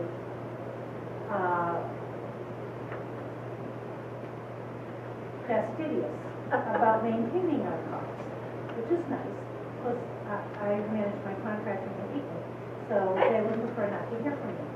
So they're out there and they're on the street and they maintain them, but the carts are old. I go look in those carts every day and I can tell you how many of them are old. And I can tell you that after 10 years, the value of those carts is zero. But without those carts, I would now have to buy an entire city full of carts. So I'm in a bind. I mean, I'm going to go out and bid, but whoever's going to bid, if it's someone other than Waste Management, is going to have to come up with 8,000 carts. If you owned the carts at the end of that 5-year contract, wouldn't that take care of that problem? It probably would have at this point, but then that would put me in the business of carts. And we never paid for these carts up front except through the 5-year contract. We paid over. But there's nothing to prevent you in your new contract. If you own the carts at the end, and then you sign a new contract with a totally different vendor, your specification says that they're responsible for maintaining and replacing the carts on an as-needed basis. So you're not gonna pay the full cost of amortizing, 10,000 carts, but there will be something built into the bid price to make sure that those carts are maintained, and then you have your liquidated damages provision where you can find them if they don't do that. So that's something to consider. If you're gonna do carts, I just want to tell you a really quick story. It's my favorite solid waste story. So I helped the town of Norwood implement automated carts. And so they asked me to go to town meeting, which I did. And so it got to the point where there was an appropriation for the contract. And the assistant town manager, before town meeting, in the back of the room, he brought to the front of the auditorium all these bins of recyclable material, okay? And then, when we got to that article, literally, a little old lady in tennis shoes came down the auditorium to the front, pushing a 64-gallon cart. She opens the top, the assistant town manager puts all of the recyclables in the cart, closes the lid, and the little old lady in tennis shoes walks it out of the auditorium. It passed unanimously. So, something to keep in mind, because you're going to hear, they're too big, I can't do it, and there are people who can't. If you're disabled or something like that. But it was a really interesting example of creative thinking on town meeting floor. I've actually heard that story. Oh. But it's like completely, I didn't even know where it was from or anything, but I've heard like a art person refer to that story. Part of the lore. Yes, of- exactly. Yes. Urban legend. But it's not a legend because I was there. April, they actually had a person in the car. And that person popped out. Oh, that's good. Another way to do it. So, as for the pricing, I mean, I think the one thing we can agree on is just get the numbers up front. And then you can make a decision on what makes the most sense, what the market's dictating at that time, whether it be. Well, one other high thing you or gotta low. remember is when the vendors buy the carts, they're supposed to be paying tax. As a municipality, you don't pay the sales tax. Absolutely. So Yeah, it's that like should help. 6% that vice manager or whoever has to put back in. Yeah, if you provide the vendor with the town's tax ID number, they don't pay the tax because it's being used by a municipality. Is there like a tax resale certificate for that? Because I'm sorry? we haven't done that at Mass, and I used to cover Florida, we used to do that all the time. But it seems that, we've been working with haulers here, that their tax team doesn't feel like we can do that. What's been your experience, John? Well, we provided it when we bought it. The first time, well, that was the first, we bought it like, I was here into our contract, 9 years ago, and we provided it tax certificate so they could be, but they didn't buy it from you guys. Yeah. We bought it from Autumn. Yeah. Well, we'd have to look at that. They're but supposed you- to pay. Yeah. I'm sorry? They're supposed to pay it if they're not sold. See, I think it might depend upon whether you own it, whether, ownership. it depends But upon if the you're gonna ultimate hold them ownership. at the end of 5 years, then they're loaning you the money for 5 years. That's what they're doing, and they're building that advertised price Right. into their yearly contract.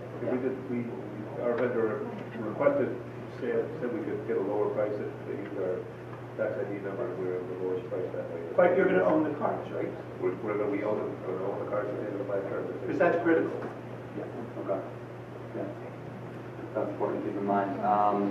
And you're going to want to, somewhat obvious, but you're going to want to include the specific provisions of your program, whether it's a big your program, or all the rules and regulations that you have locally, make sure that's in the contract, and that your hauler knows that they have to abide by those and assist you. Right? There's another useful element sometimes, and there's an educational aspect, is, use your hauler to help you with that, help you get out the program to community, and so that everybody's following and explain my rules.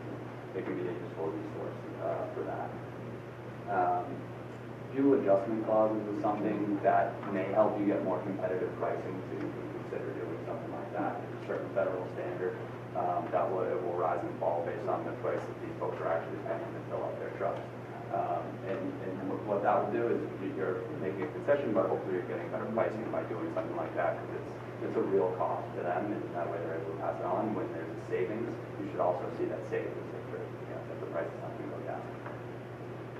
We have a fuel adjustment clause language. We do in the package. You'll see specific language. I won't just read it because I'll put everybody to sleep, but the language is in there, it could be helpful. Let's see. The ownership, we talked a lot about the ownership of the waste, and notwithstanding the provisions in statute, we recommend that it's very clear that the town, the municipal corporate entity is not the generator of the waste. It should explicitly say that in your agreements. You're never have title to it, is what we recommend the agreement say. And as soon as the collector comes and picks it up, they're accepting the title at that time until they actually dispose of it at the disposal facility that's in the agreement. So that's important language, or it's likely not going to be without negotiation. But in that form of agreement we have in your IFB or RFP, we recommend that that's exactly what it says, that at no point is the generator of the waste, and the title will pass the collector upon the collection and curbside. But I'm putting myself in the contractor's shoes now. I would argue back, at least some of it is your municipal waste, because I'm picking up your town and your school buildings.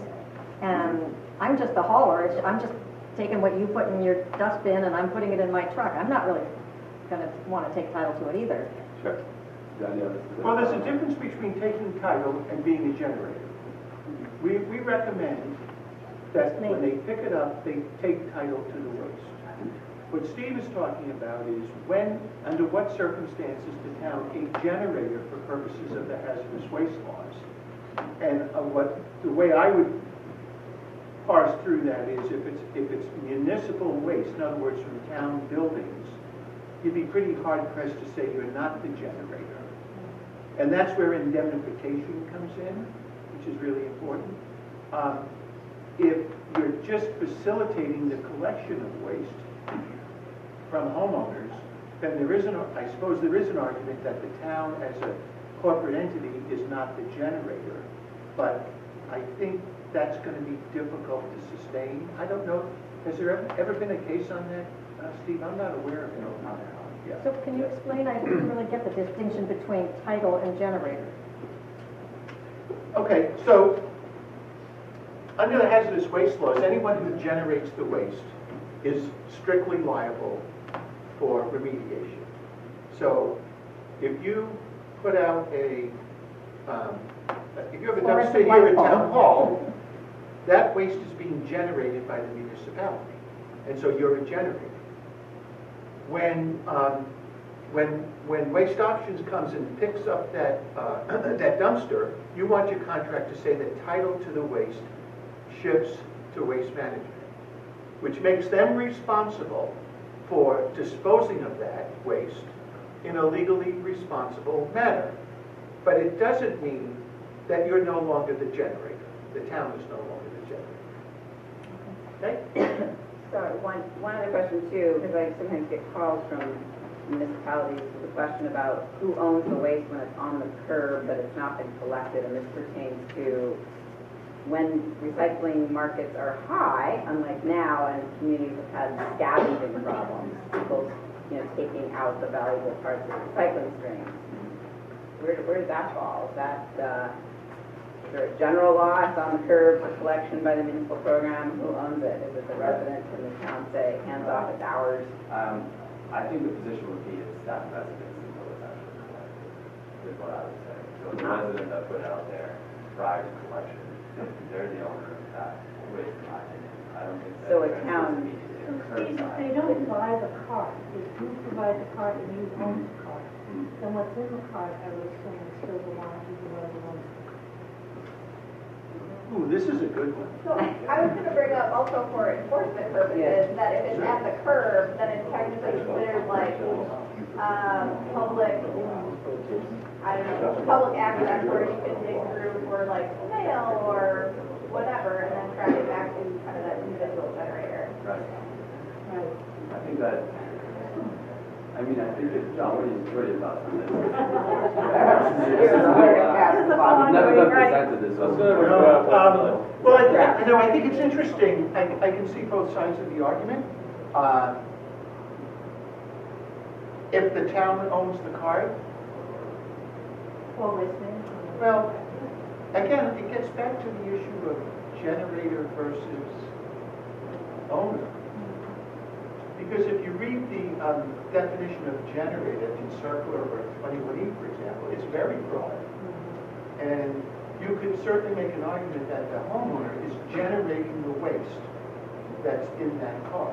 So technically, the homeowner would be liable under the hazardous waste laws. But keep in mind, both EPA and DEP have a municipal solid waste policy that essentially says they will not, neither DEP or EPA will hold either the town or a resident liable under the hazardous waste laws if all they did was generate municipal solid waste. So you won't see DEP going after a town or any of its residents. The same thing with EPA. The problem that comes in is when they go after the really bad guys who put the 55-gallon drums in the W Giorgio site. It's all those corporate, I'm going to be nice now, it's all the corporations who are liable, turn around and they bring third-party complaints against the town, saying, yeah, we don't care about that policy. But 10% of the waste you sent there, was hazardous material.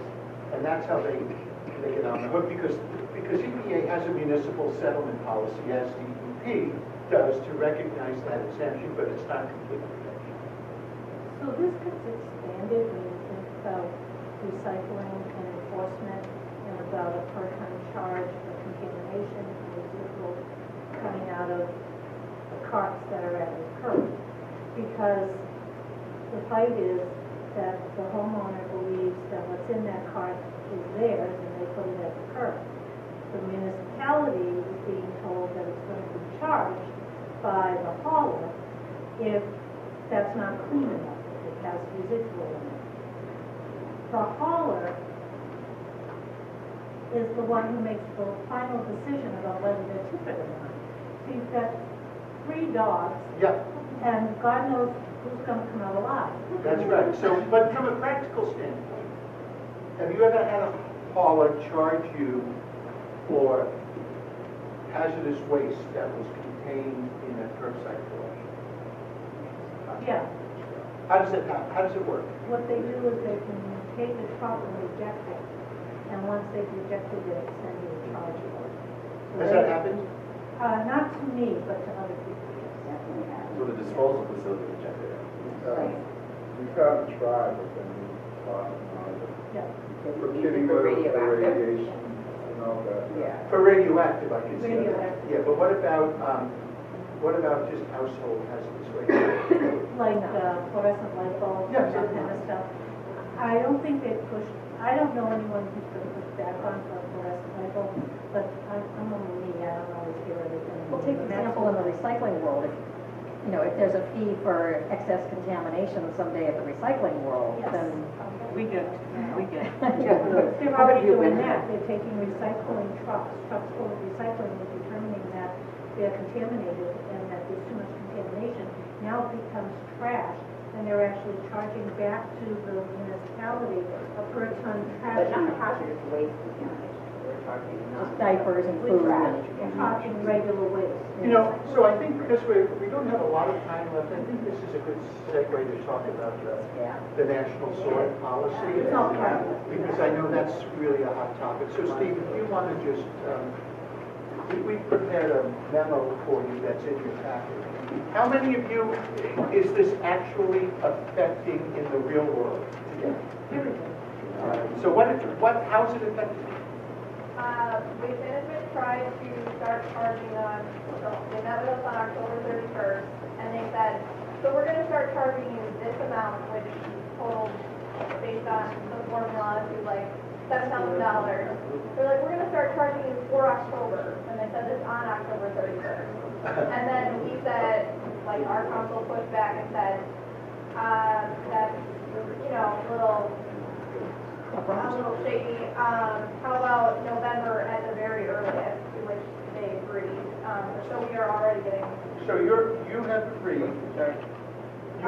to an increase in your contract price based upon the China policy, is that correct? So technically, in our contract, it stipulates that we will adhere to having 10% or less contamination of residual material in our stream. So they have presented us with audit information that it was unbeknownst to us that they were even gathering this information during this year. And then they also state that they have some formula that gives them an 88% confidence interval that this is representative of our municipality. So they have all these formulas and numbers and everything, and very little is being given to us in writing. So we are pushing back on them. Are they mining China? Oh yeah, 100%. What's been your experience? Well, we've been getting not money, but free disposal for our rigid plastic that we set aside. And this is the first time that China thing kind of came to my door. It was being hauled by our haulers to Villa Recycling here in Mansfield. And we've been doing this for several years now for free. And I got a bill for $100 for $100 a ton for truckload of rigid plastic. Is this large bulky rigid collected not at the curb, but at a facility, yeah, at my okay. transfer station. And so we've source separated it so that they could use the material. And they've been able to sell it. We haven't asked for the price. So we've just asked if they take it for free, and that's what's happened. And then I got this bill, and I was totally surprised. What I thought was interesting was that when I called the facility and asked them what was charged, they told me that they were still honoring my contract, which was nothing, because they hadn't had time to talk to me. So then I called Waste Management and said, excuse me, but why are you billing me when you didn't get a bill? Show me the slip. So they took it off the bill, and they sent me a couple of memos regarding China, and that was the first time China visited my door. Has anybody challenged, has anybody gotten a letter from their haulers saying that because of the China policy, we're now going to have to charge you X dollars? And what has been the response? John, have you had anything? No. Not yet. Don't open your mail. Yeah. We haven't gotten anything in writing, but our hauler came to our Board of Health meeting with some invoices that he was paying, anywhere between $35 a ton back in September to $52 a ton now, and wants us to share some of that burden with him. And the town council of the town of Rochester contacted me about a month ago. He was looking at a letter which he sent me from their hauler saying, because of China, we're now going to charge you $65 a ton. So I had spoke with someone from KQL maybe on Monday or whatnot. He had looked at the provisions of our current contract and said, you got a good contract, but you don't need to do anything. The hauler needs to, Kathy? I've had a number of communities contact me. They might be midstream in their collection contract where the hauler owns the recyclables. The municipalities are not being charged for processing, but in recent months they're being called saying that the hauler wants to invoke force majeure. And that's their kind of avenue, I think, or the mechanism they're going toward to open this up for discussion. And so a number of communities are asking me, where do they stand? What are their, what rights do they have? And I can't help but ask, is that legitimate? And if it is invoked, what else does that lead to? Are they in default or not in default for going down that road? So my question is, what exactly does force majeure cover? Does it cover the fact that in some respects Waste Management and all of these other major haulers have ignored the domestic markets to the point of the domestic markets collapsing and folding because they could get what they wanted through China quickly and easily, and now that China's closed the door, how does that market issue actually create a force majeure for a community? I shouldn't think it would. I would suggest it doesn't. Well, I'm not a lawyer, okay, you but- asked me what the force majeure provision means. Well, what does your force majeure provision say? I have none in my contract. Oh, do you have a change in law? I don't have a change of mind. Do you have uncontrollable circumstances? It's sometimes called uncontrollable circumstances? No. You have nothing. I have the shortest If you used the contract. model DEP one from 20 years ago, you would have all that. I'm glad I didn't. I have the shortest contract in this room, but part of the reason for that was because they were embezzling money from the town of North Attleboro at the point in time when my contract was So written. we have provided you with, You know what I mean? Well, they were So- grand jury indictments, this is public record. so there are two issues here. The issue is, what do you do going forward? Yeah. And what do you do if you're stuck with a really bad contract, right? So going forward, what Steve has provided you is, as an attachment to his memo, is some sample change of law and uncontrollable circumstance language. Does everyone understand the difference between the two? So uncontrollable circumstance is a whole list of things that are uncontrollable, you know, fire, earthquake, sea level rise, whatever the heck it is, and change in law, okay? And then the change in law provision is typically defined as a change in the regulation or the law that's material to their performance. Now, the change in law provision in there excludes, or only applies to U.S., right? Correct. Right. I mean, correct. The one we have, it actually only applies to Massachusetts.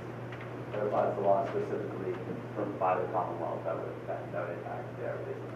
Because, Steve, the first question is the national sword policy even a change in law? Is that a change in law, or is it just a market Change in condition that market. they're not dealing with? That's the question. We would take the position, we have taken the position that it's not in fact a change in law. And ideally, if we have a change in law provision with drafted, it's very explicitly not a change in law. It's a more broad change in law provision that it's not totally clear, but that is our position, that it does not apply. The two we've dealt with so far, we have very clear language and specific exceptions where I think there's no question that the Hall doesn't have much of a position there in terms of it being a change in law. Can you back up for a second? Yeah. Because, I mean, we thankfully have not been involved in any problems with recyclables. Sure. Can you back up to the problem? Yes. This China? Yes, sure. Most opposed here know more than I do. They know. Very But- lucky, you know. yes. So it was in July of this year that effectively their version of the EPA filed with the World Trade Organization a policy that they said, I don't know if there's a specific date yet, but they've been saying at the start of 2018, they're going It's to at decide January 1, 2018. January 1, When I 18, read they're it. going to implement a stronger, more stringent policy on the contamination level of recyclables they're going to accept. So for example, I had a memo that in 2016, we exported from the U.S. 4 million tons of recovered mixed paper and 2.4 million tons was sold to China. So we're most of, not the cleanest of the recyclables, or the dirtier, if you will, to put it simple. Recyclables have been going, most all of them have been going. And so it's putting people in a position where they have to find somewhere else to do it because while it begins in 2018, apparently in China itself, some of the smaller factories aren't getting licenses to continue to operate. So it's already having some practical implications throughout the market because it is, while it's, the policy is not. A lot of people call it a ban. It's not actually a ban. It's just that it creates a level of contamination that nobody can really. And so is it a percentage that, 0.3 that they want to create, and so it's been lobbied a lot, and there's some talks that maybe it'll be 1% instead of 0.3, but that's See, still I'm up 1%. to 0.5 now. They're at 0.5 now? And the date is March 1st. That is- March 1st, the Oh, my official. word, oh, that changed, right. Okay. But it's, but so, The impact now. exactly, Right. like for us, what Waste Management has told us is that, starting in September is when they would have been putting things on a cargo ship that would have reached China right around this January 1 timeline. Mhm. So that's basically when everything, hit the fan. So, and even though that that date has been extended, that's not really changing anything for them because of what you just described, some of their facilities not taking as much material as was taking before, so the markets have essentially dried up.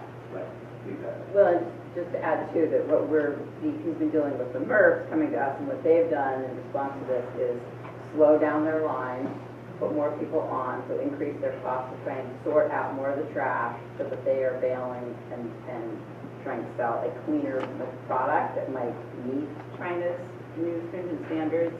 And so that's costing them money, so they are in turn passing that on to their customers, which is either the hauler or the municipality. Is it just a cardboard and paper or? It's paper and Plastic. plastic. Oh, everything, yeah. But is that paper and plastic made in China? It's going, it's true. Some of it, yeah, absolutely. So what exactly is the definition of force majeure?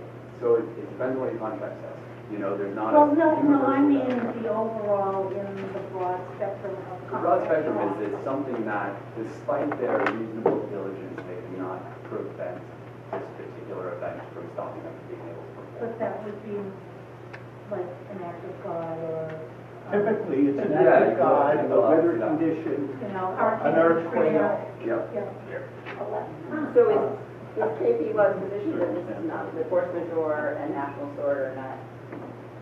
Yeah.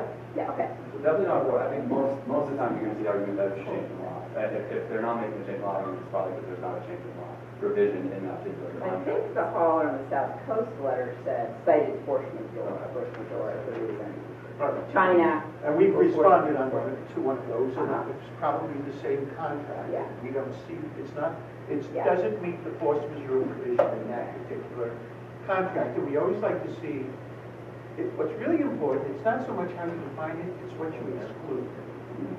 So, you should have a long list of exclusions, and if you look at Steve's sample language, you'll see it. And one of them should be a change in market condition is not an uncontrollable circumstance. An increase in taxes is not an uncontrollable circumstance.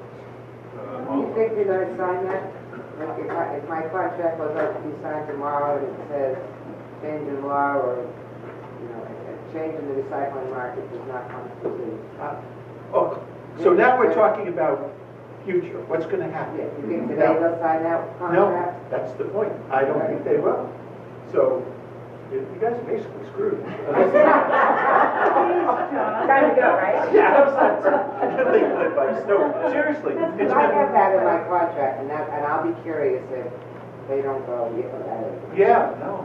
It's Yeah, going to be so red interesting to line. see how they, Kathy. And I know that some municipalities prefer not, they might have a good partnership with the vendors they're working with, and they don't want to see them go belly up because of the difficulties that might be above and beyond their control. So even if the force majeure isn't the appropriate mechanism, would you have a recommendation for maybe how to entertain or work with a vendor to somehow share the risk or modify its stream so that the relationship can continue successfully? That's a good question, because my hauler wants to start charging me more money, I only have 6 months left. Right, you're getting into to a policy decision more so than a legal decision. We would tell you, we'd look at the contract and hopefully would say, they don't have a case here, tell them no. But I see your point, certainly, it makes a lot of sense. And so, the first thing I guess you'd want to see is have them back it up to the best that they can, let's produce us the documents, the evidence that it really is increasing your direct costs. We have a question from the... Sure. Sure. All right, so it's kind of a two-parter. One, is there a template definition for unacceptable waste? And would contractor having title to solid waste include unacceptable waste? Typically, yes, so there is a sort of a template definition of acceptable waste. And it, it includes, well, it's a very long definition. We can certainly get, who's ever asking that question, we can get them the typical definition of acceptable waste. And so the second part of the question is? Would contractor having title to solid waste include unacceptable waste? Typically, it does not. Typically, it does not, because they're not going to assume title to hazardous waste, right? Or whatever the unacceptable waste has to be. So typically, it's going to be excluded from the title. Typically, it is title to acceptable waste transfers to the contractor. Now, I want to ask DEP a question. The 1987 solid waste plan for Massachusetts estimated, I believe, you correct me if I'm wrong, one of the big alarm bells that went off by DEP was, we are a net exporter of solid waste. We export more waste to other jurisdictions for disposal than what's disposed of in Massachusetts. Is that still the case? Still the case, yeah. But we're okay with that. Well, wait, but maybe you shouldn't be, because isn't that exactly what's happened here with recycling? We've ceded, the United States has ceded that market to China. And now we got a problem. And how do you fix that problem? This is a long-term, and I would submit, a state problem to solve on behalf of this municipalities. And so I would hope that the DEP is looking at ways to reinvigorate local, or I should say, processing within the United States. And it may be that you're going to now have to start paying the piper. Maybe you're not going to get the free ride that you've been getting all these years, but the important thing is to have predictability so that you know what your costs are going to be, and you're not beholden to a country that we are criticizing and making fun of. This is a real-life consequence of what can happen when you lose control. And so I think all of you should be lobbying the DEP and your legislators to help come up with a way to solve this problem. Sorry, that's going to make your life more complicated. No, and I think John makes a very valid point. I think, if there's a silver lining to all of this, I think it is that it's causing a lot of us to reflect deeply on the situation, how we got here, the fact that we have all been beneficiaries of, we know that MERPs are in business to make money, that they have always sorted only to the degree that they had to be able to market the material, so they will send it as dirty as they can, as long as they can still move it, because that costs them less money and increases their profit margin. And we've been the beneficiaries of that, and we have seen, we also know, that mills have closed because our energy costs are higher, our labor costs are higher, and our environmental laws are more strict. And so, but not as strict as China's. Now we're seeing. How are we in this situation? Yeah, the cows are, what do they say? The chickens are coming home to roost. So we've lost all this domestic capacity, and we need to start rebuilding it. So is this really a policy by China that's based on environmental concerns? Why are they doing this? They get $1,000 less. Some say that it's purely political. There's a film called Plastic China that Sharon actually saw that was made by a Chinese producer, director, and it came out a couple of years ago, right? Anyway, a journalist who's been looking into this, I was on a webinar, a lot of us probably were last month, about the National Sword, said that why does China do anything? It's all about politics. And this film, Plastic China, puts China in a very bad light. It shows all these 5,000 factories and women and children sorting garbage, and so that was what sparked this. Enough is enough. We're not going to look like we're the world's garbage heap. We're going to change things.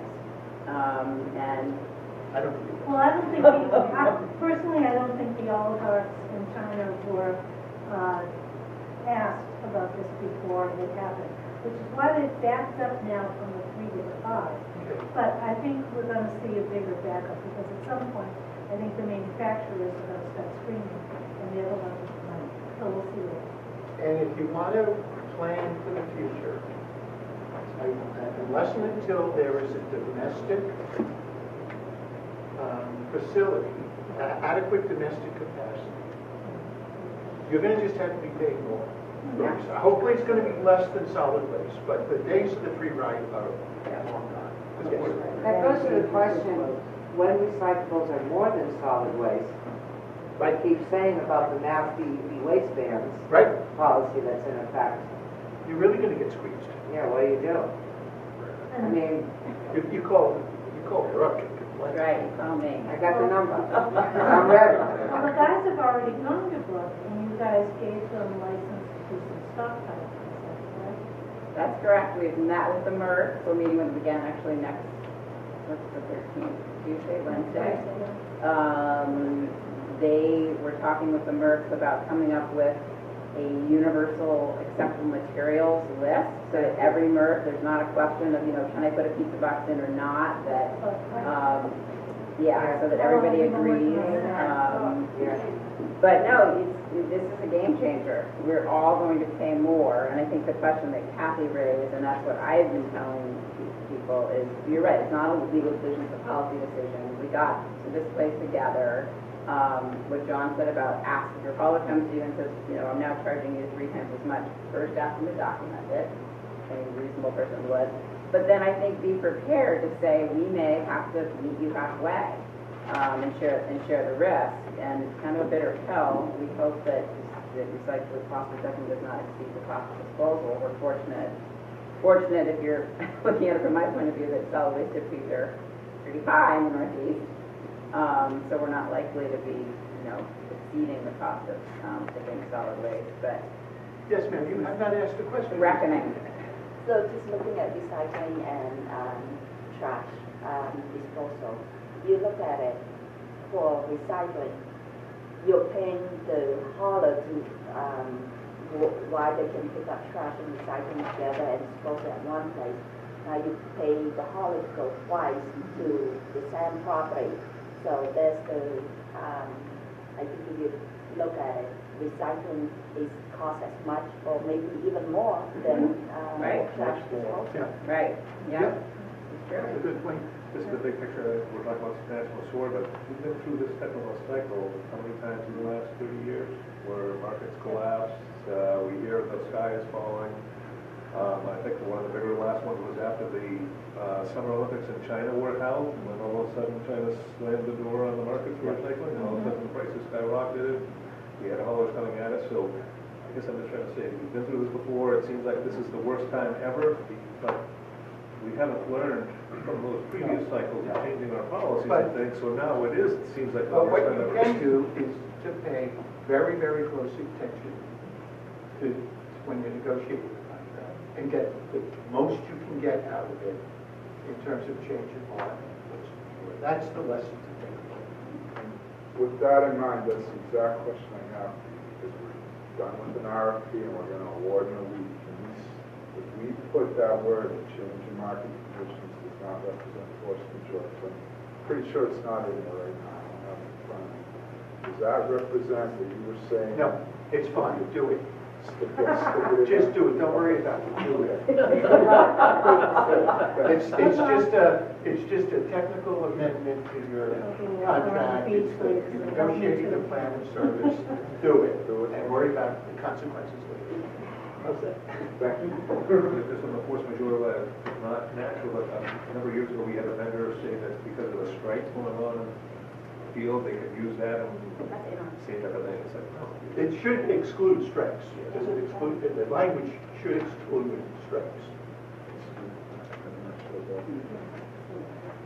Okay. Do you think it's reasonable to put in contracts that, or RFPs I should say, that if the hauler is going to own the recyclables once it's picked up at the curb, that they should ensure that they have a long-term contract for processing those recyclables, long-term meaning at least for the term of your contract? If they don't own their own MRF, they should at least have a contract they can provide that shows they have Are you something. creating a condition that nobody can or will meet? Now, if you're doing a curbside collection contract for solid waste, you definitely want to know where it's going. I had a town tell me, we don't want it to be landfill. okay? We think that's environmentally irresponsible. We wanted to go to a waste-to-energy facility, so we put that in the contract with the curbside collection, okay? Same thing, if you put that kind of language about recycling, given the instability in the market, will anybody bid on that? Can anybody provide you with a guaranteed 5-year cost for recycling disposal? I wouldn't say a cost, but what I'm seeing now is if there's a smaller hauling company and they don't have a contract with a processor, they're being shut out. And they're saying within 50 miles of my operation, we literally do not have an outlet because they don't have contracts in place. And then they show up at the community Board of store. Selectmen's That's meeting right. and as the local guy and complain that your DPW director has shut us out of the market. And politics are such, I've seen it many times, you've all seen it. Where you're gonna, they have to accept that and worry about the consequences later. I don't know what to say. That would be part of the favorable or unfavorable. The evaluation process. Well, you could do that, that's right. Good idea, Deb. That's true, you could do that. And then they're not responsible We never for they're in default if they're not able to do it. Yeah, but you don't wanna enter a contract you know someone's gonna default on day one. That's just not a good contract. For anybody. I'm hoping for a, not favorable, but a not too harmful floor price for my 3 communities that would be contingent on them maintaining a contamination rate of less than 10%, to see how that nets up. Have you presented it already, Sharon? It's the proposals are coming in this afternoon. What are the rates, just out of curiosity? I mean, is someone paying $50 a ton for recycling now? Yes. Yes. The thing that, from Randy Miller, the memo that went to Waste Management from Randy Miller that got sent to me as a reason why they built me had a whole list of what they were charging, and the least on the list was $50. For mixed recyclables? It was a list of everything. It had mixed recyclables, it had mixed paper, it had cardboard, so there was a list. But the least amount on that list was $50, so it wasn't $50 a ton. He's not It didn't say what, processing, he's just- no, he's just bailing and selling. So we've really gone seriously over time here. I think this has been a very useful conversation. And one of the things I like about this seminar myself, it gets all of you in the room together so that you can share your experiences. And I think of all the seminars I've done over the last several years, you guys have been the best. I really mean that. This has been a very good conversation today. Unfortunately, we can't solve all the problems. So if you have any other questions or follow-up, feel free to, you have our Steve's email address, you have mine, our phone number. We're more than happy to chat. Let's give a big